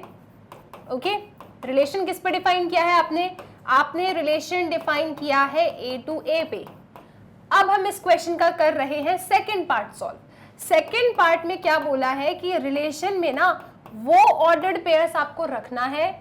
कौन से ऑर्डर्ड पेयर्स को, जो x and y live in the same locality हो, लिव इन सेम लोकेलिटी। ठीक है, चलो फटाफट सोचो और बनाओ इस क्वेश्चन को। क्या कह रहे हैं ये लोग कि रिलेशन आर क्या है मेरा, x y such that x and y live in the same locality. हमने ए सेट में उन ह्यूमन बींग्स को रखा है जो सेम शहर में है। अब रिलेशन आर हम वैसा डिफाइन कर रहे हैं जो सेम लोकेलिटी वाले हो। तो क्या सेम लोकेलिटी वाला जो रिलेशन है, क्या ये रिफ्लेक्सिव, सिमेट्रिक एंड ट्रांजिटिव है? तो सबसे पहले बात करते हैं इसके रिफ्लेक्सिविटी पे। तो क्या ये रिलेशन आपका रिफ्लेक्सिव होगा, क्या लगता है आप लोगों को? सबसे पहले मन ही मन जरा बातें करो, कोई रिलेशन रिफ्लेक्सिव कब होता है? कोई रिलेशन आपका रिफ्लेक्सिव तब होता है जब मैं गिवन सेट में किसी भी एक आर्बिटरी एलिमेंट को पिक करूं और उसका ऑर्डर्ड पेयर, उसका डबलेट मुझे मेरे रिलेशन आर में मिल जाए, मतलब रिलेशन मेरा रिफ्लेक्सिव है ना। आर्बिटरी का मतलब क्या होता है, अगर आपने किसी कंडीशन को आर्बिटरी एलिमेंट के लिए ट्रू साबित कर दी है, इसका मतलब ये है कि इस सेट ऑफ ह्यूमन बीइंग्स में जितने भी लोग बैठे होंगे उनके लिए ये कंडीशन ट्रू होगी। ओके, चलो तो मैंने एक आर्बिटरी इंसान को उठाया ए ह्यूमन बीइंग्स के सेट में से। अब कैसे भी करके अगर मैं ए कॉमा ए को आर में ला दूं तो मेरा काम बन जाएगा, है ना। तो मैं कह दूंगी कि देखो ए कॉमा ए आर में है, डबलेट मेरा आर में है, मतलब रिलेशन मेरा रिफ्लेक्सिव है। कोई भी ऑर्डर्ड पेयर आर में कब बैठेगा, कोई भी ऑर्डर्ड पेयर आर में तब बैठेगा जब वो इस कंडीशन से होके गुजरेगा। कंडीशन क्या है, कंडीशन ये है कि x and y live in same locality, right. अगर मुझे एक्स वाई को आर में रखना था तो मैं इस एक्स वाई को आर में तभी रख पाई जब वो दोनों सेम लोकेलिटी में रह रहे थे। अब मुझे ए को आर में रखना है, तो ए को आर में रखना है, इसका मतलब क्या, मुझे कैसे भी करके ये साबित कर देना है कि A and A live in same locality. ये कैसी बात हो गई, लिव इन सेम लोकेलिटी मतलब क्या, मैंने किसी इंसान को उठाया, सपोज मैं ही हूं वो ए, ठीक है, तो मैं और मैं एक ही लोकेलिटी में रह रहे हैं। ऑफ कोर्स यार, मैं और मैं एक ही लोकेलिटी में रहेंगे ना। तो इसका क्या मतलब है, इसका मतलब ये है कि ए तो मेरा आर में है, मतलब रिलेशन तो मेरा रिफ्लेक्सिव है, इसमें कोई डाउट की बात ही नहीं है। तो ये क्वेश्चन तो पहले वाले क्वेश्चन की जैसा हो गया कि मैं और मैं एक ही जगह पे काम कर रही हूँ, मैं और मैं एक ही जगह पे रह रही हूँ। तो यस, मैं और मैं एक ही जगह पे तो रहूंगी, है ना। तो उसका मतलब क्या है कि रिलेशन कैसा है मेरा, रिफ्लेक्सिव है। आई होप ये चीज क्लियर है। अब बात करते हैं सिमेट्रिक पे। तो इसको हटा सकते हैं अपन, नॉर्मल है ना, ठीक है। शब्दों के साथ बस खेलना आना चाहिए आपको। For all A belongs to A, अब मुझे ए को आर में लाना है, तो ए मेरा आर में कब आएगा, जब इस कंडीशन से होके गुजरेगा। कंडीशन क्या है कि A and A live in same locality. हमने कहा हाँ, ये बात तो एकदम ट्रू है, ठीक है। ट्रू है मतलब इसमें है मतलब रिफ्लेक्सिव है। अब चलते हैं इसको हटा के सिमेट्रिक पे। सिमेट्रिक क्या होता है, मन ही मन जरा बातें करो आप अपने आप से। कोई रिलेशन आपका सिमेट्रिक कब कहलाता है, कोई भी रिलेशन आपका सिमेट्रिक तब कहलाता है जब ए बी आपने उठाया arbitrary ordered pair, A B उठाया, आर्बिटरी ऑर्डर्ड पेयर आर में है, तो इसका उल्टा भी आप अपने आर में ला दो। आर्बिटरी पे जब कोई कंडीशन ट्रू होती है तो सारे ऑर्डर्ड पेयर्स के लिए, सारे एलिमेंट्स के लिए वो कंडीशन ट्रू होती है। तो ऐसे केस में हम आर्बिटरी से खेलते हैं और क्वेश्चंस को बहुत जल्दी फिनिश करते हैं। तो सिमेट्रिक में हम यहाँ पे कहने वाले हैं कि देखो ए बी कहाँ है, मेरा ए बी तो आर में है, ए बी मेरा आर में है, ये तो मैं लेके चल रही हूँ, तो यार ये ए बी आर में आया कैसे होगा? ये तो इफ है ना, इफ का मतलब क्या होता है? गिवन है कि ए बी आर में है, आप तो बस बी ए को आर में लेके आ जाओ, आपका रिलेशन सिमेट्रिक हो जाए। ए बी आपका आर में है, इसका मतलब क्या रहा होगा?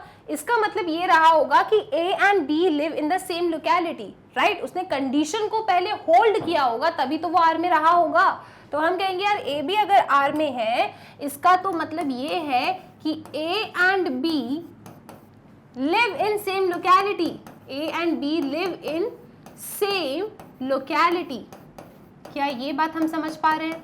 यस मैम, बिल्कुल समझ गए। अच्छा ये बताओ, अगर A and B live in same locality मैंने बोला, तो अगर मैं इसका उल्टा करके लिख दूं, मतलब क्या? B and A live in same locality लिख दूं तो क्या कुछ गलत हो जाएगा क्या? A and B same locality में रह रहा है और मैं अगर ऐसा कह दूं कि B and A live in same locality, तो क्या कुछ गलत हो जाएगा? A and B same locality में है तो बी एंड ए भी सेम लोकेलिटी में होंगे। पर गलत तो कुछ नहीं होगा, लेकिन मैथ्स में हमें एक फायदा मिल जाएगा। क्या? हम जानते हैं कि ऑर्डर बड़ा काम की चीज़ है। यहाँ पे आप ऑर्डर देखिए, एक्स एंड वाई जब सेम लोकेलिटी पे था तब एक्स वाई आर में था, ए बी आर में, मतलब A and B live in same locality. अच्छा B and A same locality में है, इसका मतलब कौन सा ऑर्डर्ड पेयर आर में होगा? चेक करो, जो पहले लिखा है वो पहले लिखते हैं, जो बाद में लिखा है उसे बाद में लिखते हैं। पहले लिखा है बी, बाद में लिखा है ए, तो आप कहेंगे यहाँ पे क्या? क्योंकि B and A same locality में है, इसका मतलब मेरा बी ए कहाँ है? मेरा बी ए आर में है। ए बी आर में है, बी ए आर में हो गया, मतलब रिलेशन कैसा हो गया? रिलेशन आपका सिमेट्रिक हो गया। क्या ये बातें समझ में आई आपको? सब परफेक्ट है? इसी तरीके से बस चीज़ों को, शब्दों को घुमाना है, आप आंसर तक पहुंच जाओगे। अब चलते हैं ट्रांजिटिविटी पे, ठीक है? इसका स्क्रीनशॉट ले लो। अब चलेंगे ट्रांजिटिव, क्या ये रिलेशन आपका ट्रांजिटिव है या नहीं है? तो ट्रांजिटिव रिलेशन क्या कहता है, जरा मन ही मन अपने आप से बातें करो, तब तक हम जरा इसको हटाते हैं, ठीक है? तो देखो, रिलेशन आपका ट्रांजिटिव कब होता है? तब होता है जब ए बी आपका आर में है एंड बी सी भी आपका आर में है, और आप कैसे भी करके ए सी को आर में ला दो, तो मतलब रिलेशन आपका ट्रांजिटिव है।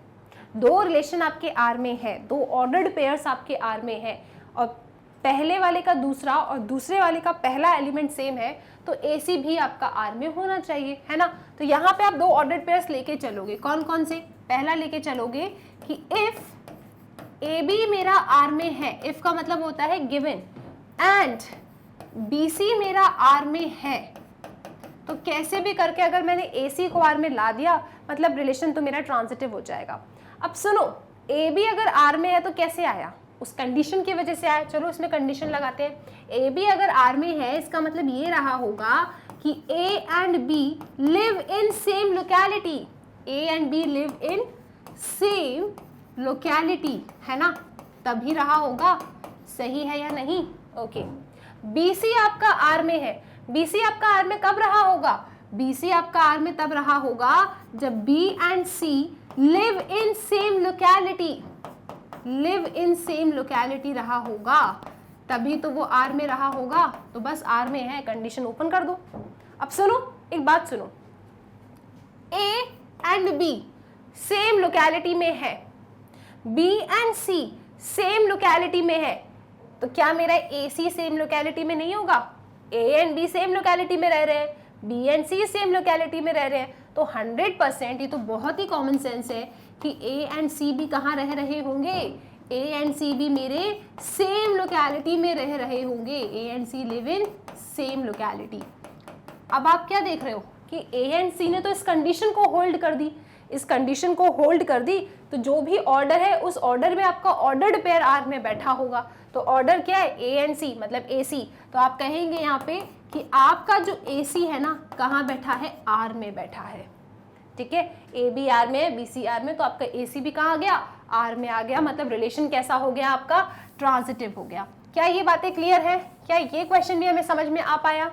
सब ठीक है? ओके, तो इसका भी स्क्रीनशॉट लो, फिर इसके सी पार्ट पे चलेंगे, और इसका सी पार्ट इंपॉर्टेंट है पेपर के पॉइंट ऑफ व्यू से, ठीक है। आओ, तो सी पार्ट आपसे क्या कह रहा है, इंपॉर्टेंट है, स्टार लगा लीजिए। x is exactly 7 centimetre taller than y। तो क्या ये रिलेशन आपका रिफ्लेक्सिव, सिमेट्रिक एंड ट्रांजिटिव है? सबसे पहले बात करते हैं कि सेट क्या है आपका। अगेन सेट तो आपका ह्यूमन बींग्स का ही था, है ना। सेट ए क्या है, ह्यूमन बींग्स का सेट है। रिलेशन किस पे डिफाइन है, इन्हीं ह्यूमन बींग्स पे डिफाइन है, R such that A tends to A. आपको रिलेशन आर में किसको रखना है, आपको रिलेशन आर में उन ऑर्डर्ड पेयर को रखना है x, y टाइप के, जो इस कंडीशन को होल्ड करे। कंडीशन क्या है, x is exactly 7 centimetre taller than y। ये तो लैंग्वेज में लिखा है, इसको मैं मैथमेटिकली लिख दूं तो कोई परेशानी होगी किसी को? क्या लिखा है, x इज, इसका मतलब is equal to exactly 7 centimetre taller than y। y की जो भी हाइट है उससे आपका x क्या है, 7 सेंटीमीटर बड़ा है, तो 7 प्लस वाई, ठीक है, या फिर मैं कहती हूँ y प्लस 7, ठीक है। x क्या है, एग्जैक्टली 7 सेंटीमीटर बड़ा है y से, तो x इज एग्जैक्टली 7 सेंटीमीटर, मतलब इक्वलिटी का साइन आएगा, x is exactly 7 centimetre taller than y, तो x is equal to y plus 7। तो ये जो लैंग्वेज में था इसको मैंने मैथमेटिकली ब्रेक कर दिया। अब जो लोग भी इस कंडीशन को होल्ड करेंगे वो ही आपके इस रिलेशन में आएंगे, और फिर हम चेक करेंगे रिफ्लेक्सिव, सिमेट्रिक एंड ट्रांजिटिविटी। तो इसको भी अपन ऐसे ही इन जनरल वे में सॉल्व करेंगे, ऑर्डर्ड पेयर्स नहीं बनाने वाले हैं। तो सबसे पहले बात कर लेते हैं अपन रिफ्लेक्सिव की, ठीक है। सबसे पहले जरा बात करो, क्या आपका ये रिलेशन रिफ्लेक्सिव है? ये जो रिलेशन रखा है सामने, x is exactly 7 centimetre taller than y, x is equal to y plus 7, क्या ये रिफ्लेक्सिव है? तो रिफ्लेक्सिव क्या कहता है, रिफ्लेक्सिव ये कहता है कि आप ना कोई भी एक आर्बिटरी एलिमेंट ले लो, कहाँ से, सेट में से। तो for all a belongs to a, हमने कोई एक आर्बिटरी एलिमेंट a उठा लिया, किसी एक आर्बिटरी इंसान a को उठा लिया है सेट a में से। अगर मैं कैसे भी करके a को r में ला देती हूँ, a मेरा r में आ जाता है, मतलब रिलेशन मेरा रिफ्लेक्सिव होगा।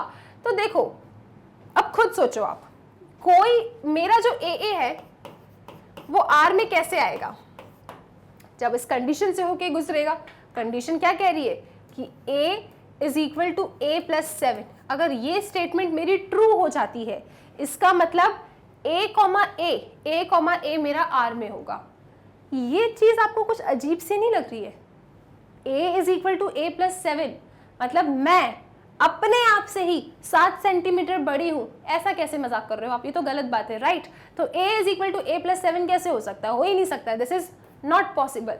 अब ये अगर नॉट पॉसिबल है, मतलब इस कंडीशन को आपके a ने फेल कर दिया, तो इसका मतलब ये है कि ऐसा कोई भी आपको ना ऑर्डर्ड पेयर मिलने वाला नहीं है रिलेशन में, ठीक है।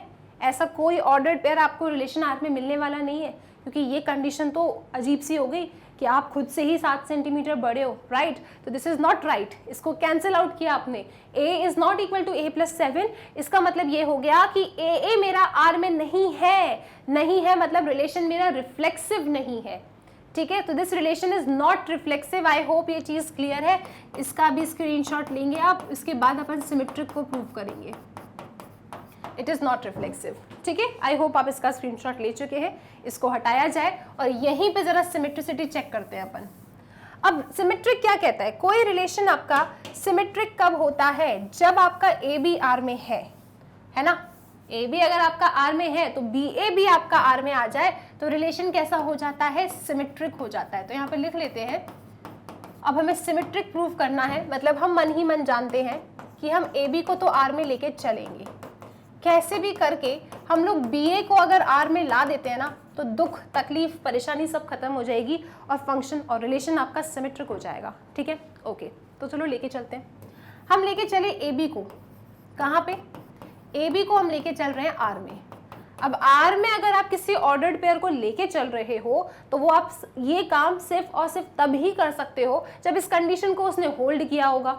मैंने कहा ए बी मेरा आर में है, मतलब मेरा कोई ऑर्डर्ड पेयर आर में बैठा है। तो कैसे बैठा है वो, जब उसने इस कंडीशन को होल्ड किया। कंडीशन क्या कह रही है, कंडीशन ये कह रही है कि a is equal to B plus 7। चलो ठीक है, ये तो गिवन है ना, ये चीज तो गिवन है। ज्यादा सोचना ही नहीं है। अब आपको कैसे भी करके BA को R में लेके आना है। BA आपका R में कब आएगा? BA आपका R में कब आएगा? जब B is equal to y plus 7 हो जाए, है ना। देखो ना, जो पहला है that should be 7 times 7 more than दूसरा वाला, राइट। पहला क्या है? x should be equal to क्या? y plus 7। तो अगर BA मुझे R में चाहिए तो B is equal to y plus 7 आना चाहिए। इस कंडीशन से जरा आप देखो, आपको B क्या मिलेगा? आपको यहाँ पे B मिलेगा a माइनस 7, है ना। ये क्या मिल गया आपको? यहाँ पे कुछ अजीब ही मिल गया। आपको b इज इक्वल टू क्या लाना था? आपको b is equal to a plus 7 लाना था। आपको b इज इक्वल टू क्या मिल रहा है? a माइनस 7 मिल रहा है। इसका मतलब ये है कि यहाँ से आप ऐसी बातें सच नहीं कर पा रहे हो जिससे आप अपने ऑर्डर्ड पेयर b, a को r में ला पाओ, है ना। b, a आपका r में कब आता? जब b is equal to a plus 7 होता। आपने क्या देखा? b is equal to a minus 7 आ रहा है, मतलब b is not equal to a plus 7। अब नॉट इक्वल टू है, कंडीशन को होल्ड नहीं कर रहा, मतलब ये रिलेशन, ये जो ऑर्डर्ड पेयर है आपका R में नहीं बैठेगा, मतलब the given relation is not symmetric. ठीक है, आई होप ये चीज क्लियर है। अब चलते हैं इसके ट्रांजिटिव वाली कंडीशन पे। पहले इसका स्क्रीनशॉट, फिर इसको हटाया जाए। ओके, अब ट्रांजिटिव वाली कंडीशन क्या कहती है, जरा दिमाग में सोचो आप लोग, तब तक जरा लिखा जाए इधर। कोई रिलेशन आपका ट्रांजिटिव कब होता है? मैम इसमें 2-3 कंडीशन होती है। कंडीशन बताओ आप। कंडीशन क्या होती है कि इफ, यहीं लिखते हैं अपन, इफ a, b R में है, ठीक है जी, एंड b, c भी आपका R में है। आप दो ऑर्डर्ड पेयर्स को R में लेके चलते हो और ऐसे ऑर्डर्ड पेयर को उठाते हो, इसका दूसरा इसका पहला सेम होना चाहिए, तभी b भी चला जाएगा और AC आपका R में आ जाना चाहिए। अगर AC आपका R में आ गया तो रिलेशन आपका ट्रांजिटिव होगा, अदरवाइज ट्रांजिटिव नहीं होगा। तो ठीक है, उसकी बात तो बाद में करेंगे, पहले जो आपके R में है उनसे बातें कर लेते हैं। AB मेरा R में है, मतलब 100% A is equal to B plus 7 रहा होगा, तभी वो R में है, क्योंकि उसने इस कंडीशन को होल्ड किया होगा। BC अगर R में है तो अगेन इस कंडीशन को होल्ड करेगा, B is equal to C plus 7 रहा होगा। मुझे क्या करना है इस क्वेश्चन में? मुझे AC को R में लाना है। AC मेरा R में कैसे आ सकता है? AC मेरा R में तब आ सकता है जब इस कंडीशन को होल्ड करे, मतलब A should be equal to C plus 7। अगर ये लाने में मैं सक्सेसफुल हो जाती हूँ तो मैं कह सकती हूँ कि मेरा AC R में होगा। ठीक है, ट्राई करते हैं। चलो ट्राई कर लेते हैं। एक काम करो, B को एलिमिनेट करना है ना, आपको सिर्फ A और C से मतलब है। तो ये जो B की वैल्यू यहाँ पे आई है ना, यहाँ सब्स्टिट्यूट कर दो तो आपको क्या मिलेगा? A is equal to C plus 14। हमें तो C प्लस 7 लाना था। देखो ना, ये B की वैल्यू C प्लस 7 यहाँ रखा तो C plus 7 plus 7 C plus 14, A is equal to C plus 14 आ रहा है। हमें क्या लाना था? हमें तो लेके आना था A is equal to C plus 7। नहीं आया, इसका मतलब क्या है? इसका मतलब ये है कि आपका AC भी R में नहीं है, मतलब ये रिलेशन आपका ट्रांजिटिव भी नहीं हुआ। क्या ये चीज़ें समझ में आई? ये वाला क्वेश्चन ना बहुत बार आया है, इस पे आप स्टार लगा लो अभी से, तो जब लास्ट में जब एग्जाम टाइम पे रिवाइज करोगे तो इस क्वेश्चन को भी देखोगे। ठीक है, आई होप ये चीज़ क्लियर है। इसका स्क्रीनशॉट लो। क्वेश्चन नंबर D बनाते हैं फिर अपन इसका। ठीक है, डन। चलो, अब इसी क्वेश्चन में वही सेट है आपका, ह्यूमन बीइंग्स का सेट है। ठीक है, रिलेशन आपके ह्यूमन बीइंग्स पे ही डिफाइन है। मेरा रिलेशन किस पे डिफाइन है? ह्यूमन बीइंग्स पे डिफाइन है। R is equal to A tends to A। Relation R में हमने किसको रखा है? रिलेशन R में हमने रखा है उन ऑर्डर्ड पेयर्स को। कौन से ऑर्डर्ड पेयर को? जो इस कंडीशन को होल्ड कर रहे हैं। कंडीशन क्या है कि पहला वाला जो भी नंबर लिखा है, मतलब x लिखा है ना, तो x is wife of y। जो इसको होल्ड करेगा वो ही आपके रिलेशन R में आके बैठेगा, वो ही ऑर्डर्ड पेयर आपके रिलेशन में R में आ सकता है। तो क्या कंडीशन है? एक्स वाई R में है। एक्स वाई R में कब आएगा? जब x is wife of y होगा। पहला वाला should be wife of y। ठीक है, x should B wife of y, मतलब ये हो गया कि x आपका फीमेल है और y क्या है? मेल है। ठीक है, x is wife of y, right. अब यहाँ पे बात करते हैं अपन, सबसे पहले चेक करना है क्या ये रिलेशन रिफ्लेक्सिव है। तो कोई रिलेशन रिफ्लेक्सिव कब होता है? सोचो जरा, कोई रिलेशन रिफ्लेक्सिव कब होता है? कोई रिलेशन रिफ्लेक्सिव तब होता है जब किसी आर्बिटरी एलिमेंट को पकड़ो आप अपने सेट में से और उसका डबलेट आप अपने रिलेशन में लाके बिठा दो, ठीक है। तो मैंने किसी आर्बिटरी इंसान को पकड़ लिया, ठीक है, फ्रॉम सेट ए क्या है मेरा? ह्यूमन बींग्स का। अब आप जरा ये सोचिए, क्या मैं इस क्वेश्चन में ये ला सकती हूँ a, मेरा आर में आ सकता है क्या? जरा सोचो तो आप लोग। मैंने कहा मैंने किसी आर्बिटरी इंसान को पकड़ा from the set of human beings, ठीक है। अब मेरा सवाल ये है कि क्या मैं इस क्वेश्चन में a, को आर में ला सकती हूँ? मैम, जब आर में आएगा आपका a, जब इस कंडीशन को गो थ्रू करेगा। कंडीशन क्या है आपकी? कंडीशन है कि x is wife of y, मतलब a, आपके आर में तब आएगा जब आप ऐसा कह दो कि a is wife of a। पर ये कैसे हो सकता है? ठीक है, a is wife of a जब आप कह देंगे तभी आप कह सकते हैं कि a, आपका आर में होगा, ठीक। तो x is wife of a, कोई खुद की ही वाइफ नहीं, तो आप यहाँ पे क्या करेंगे? आप कहेंगे this is not possible, right? a is not wife of a, a is not wife of a, तो आप कह देंगे a does not belongs to r, ठीक है। आपका रिलेशन रिफ्लेक्सिव कब होता? जब उसका डबलेट आपको आर में मिल जाता। हमने किसी आर्बिटरी एलिमेंट को उठाया, क्या इस कंडीशन को मैच करेगा वो? a is wife of a? नहीं ना, तो आप कहेंगे a is not wife of a, मतलब आप सिर्फ लिख दो ऐसा कि a is wife of a, not possible. तो a does not belongs to r, मतलब आपका ये रिलेशन कैसा है? रिफ्लेक्सिव नहीं है, इट इज नॉट रिफ्लेक्सिव, ठीक है जी, ओके। अब बात करते हैं किसकी? सिमेट्रिक की। सिमेट्रिक क्या कहता है आपसे?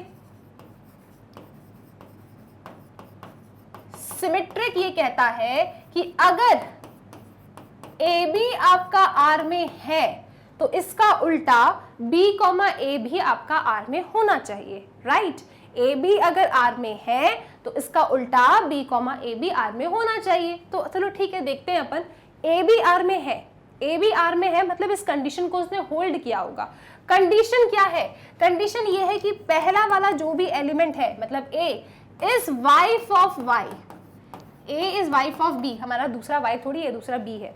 हमने कहा A भी R में है, तो A भी R में कैसे आया होगा? ये तो गिवन है ना, एक को तो आप लेके चलते हो सिमेट्रिक के केस में R में, तो A भी R में है मतलब A is wife of B, ठीक है। A क्या है? वाइफ है B की, A is wife of B, मतलब ये फीमेल, ये मेल। तो क्या मैं इसका उल्टा लिख सकती हूँ? क्या उल्टा? मतलब ये कि B is wife of A, ऐसा बोल सकती हूँ क्या? ऐसा बोल सकती हूँ मैं? नहीं बोल सकती। A is wife of B है तो B तो हस्बैंड होगा ना A का, B is not wife of A, right? तो आप कहेंगे B is not wife of A, आप नहीं कह सकते। इसका मतलब ये हो गया कि B, A does not belongs to R, मतलब रिलेशन मेरा सिमेट्रिक नहीं है, ठीक है। आई होप ये चीजें क्लियर है, ओके। तो इसमें ना सबसे ज्यादा इंपॉर्टेंट क्वेश्चन आप खुद ही समझ गए होंगे, सी वाला ही है, सी वाला क्वेश्चन ही है जो बहुत इंपॉर्टेंट है, बाकी सब तो आप ऐसे ही हटा सकते हो, ठीक है। सिमेट्रिक हो गया। अब चलते हैं ट्रांजिटिव की कहानी पे। क्या ये रिलेशन ट्रांजिटिव होगा? खुद ही सोच के बता दो, क्या ये गिवन रिलेशन आपका ट्रांजिटिव होगा? तो ट्रांजिटिव में क्या करते हो आप दो ऑर्डर्ड पेयर्स को आर में लेके चलते हो। कैसे होते हैं वो ऑर्डर्ड पेयर्स? वो कुछ ऐसे होते हैं, चलो इधर ही लिखो ना सीधे। क्या कि इफ ए बी आपका आर में है एंड B, C आपका R में है, देखो जरा, इसका दूसरा इसका पहला शुड बी सेम। तो अगर A B R में है, B C R में है, तो कैसे भी करके अगर आप ये साबित कर दें कि आपका A C R में है तो रिलेशन ट्रांजिटिव होगा, अदरवाइज आपका रिलेशन ट्रांजिटिव नहीं होगा, ठीक है। वो तो बाद की बात है, पहले जो R में है उनसे बातें कर लेते हैं अपन। A B मेरा R में है, इसका क्या मतलब रहा होगा? इस कंडीशन को होल्ड किया होगा। कंडीशन क्या है कि A is wife of B।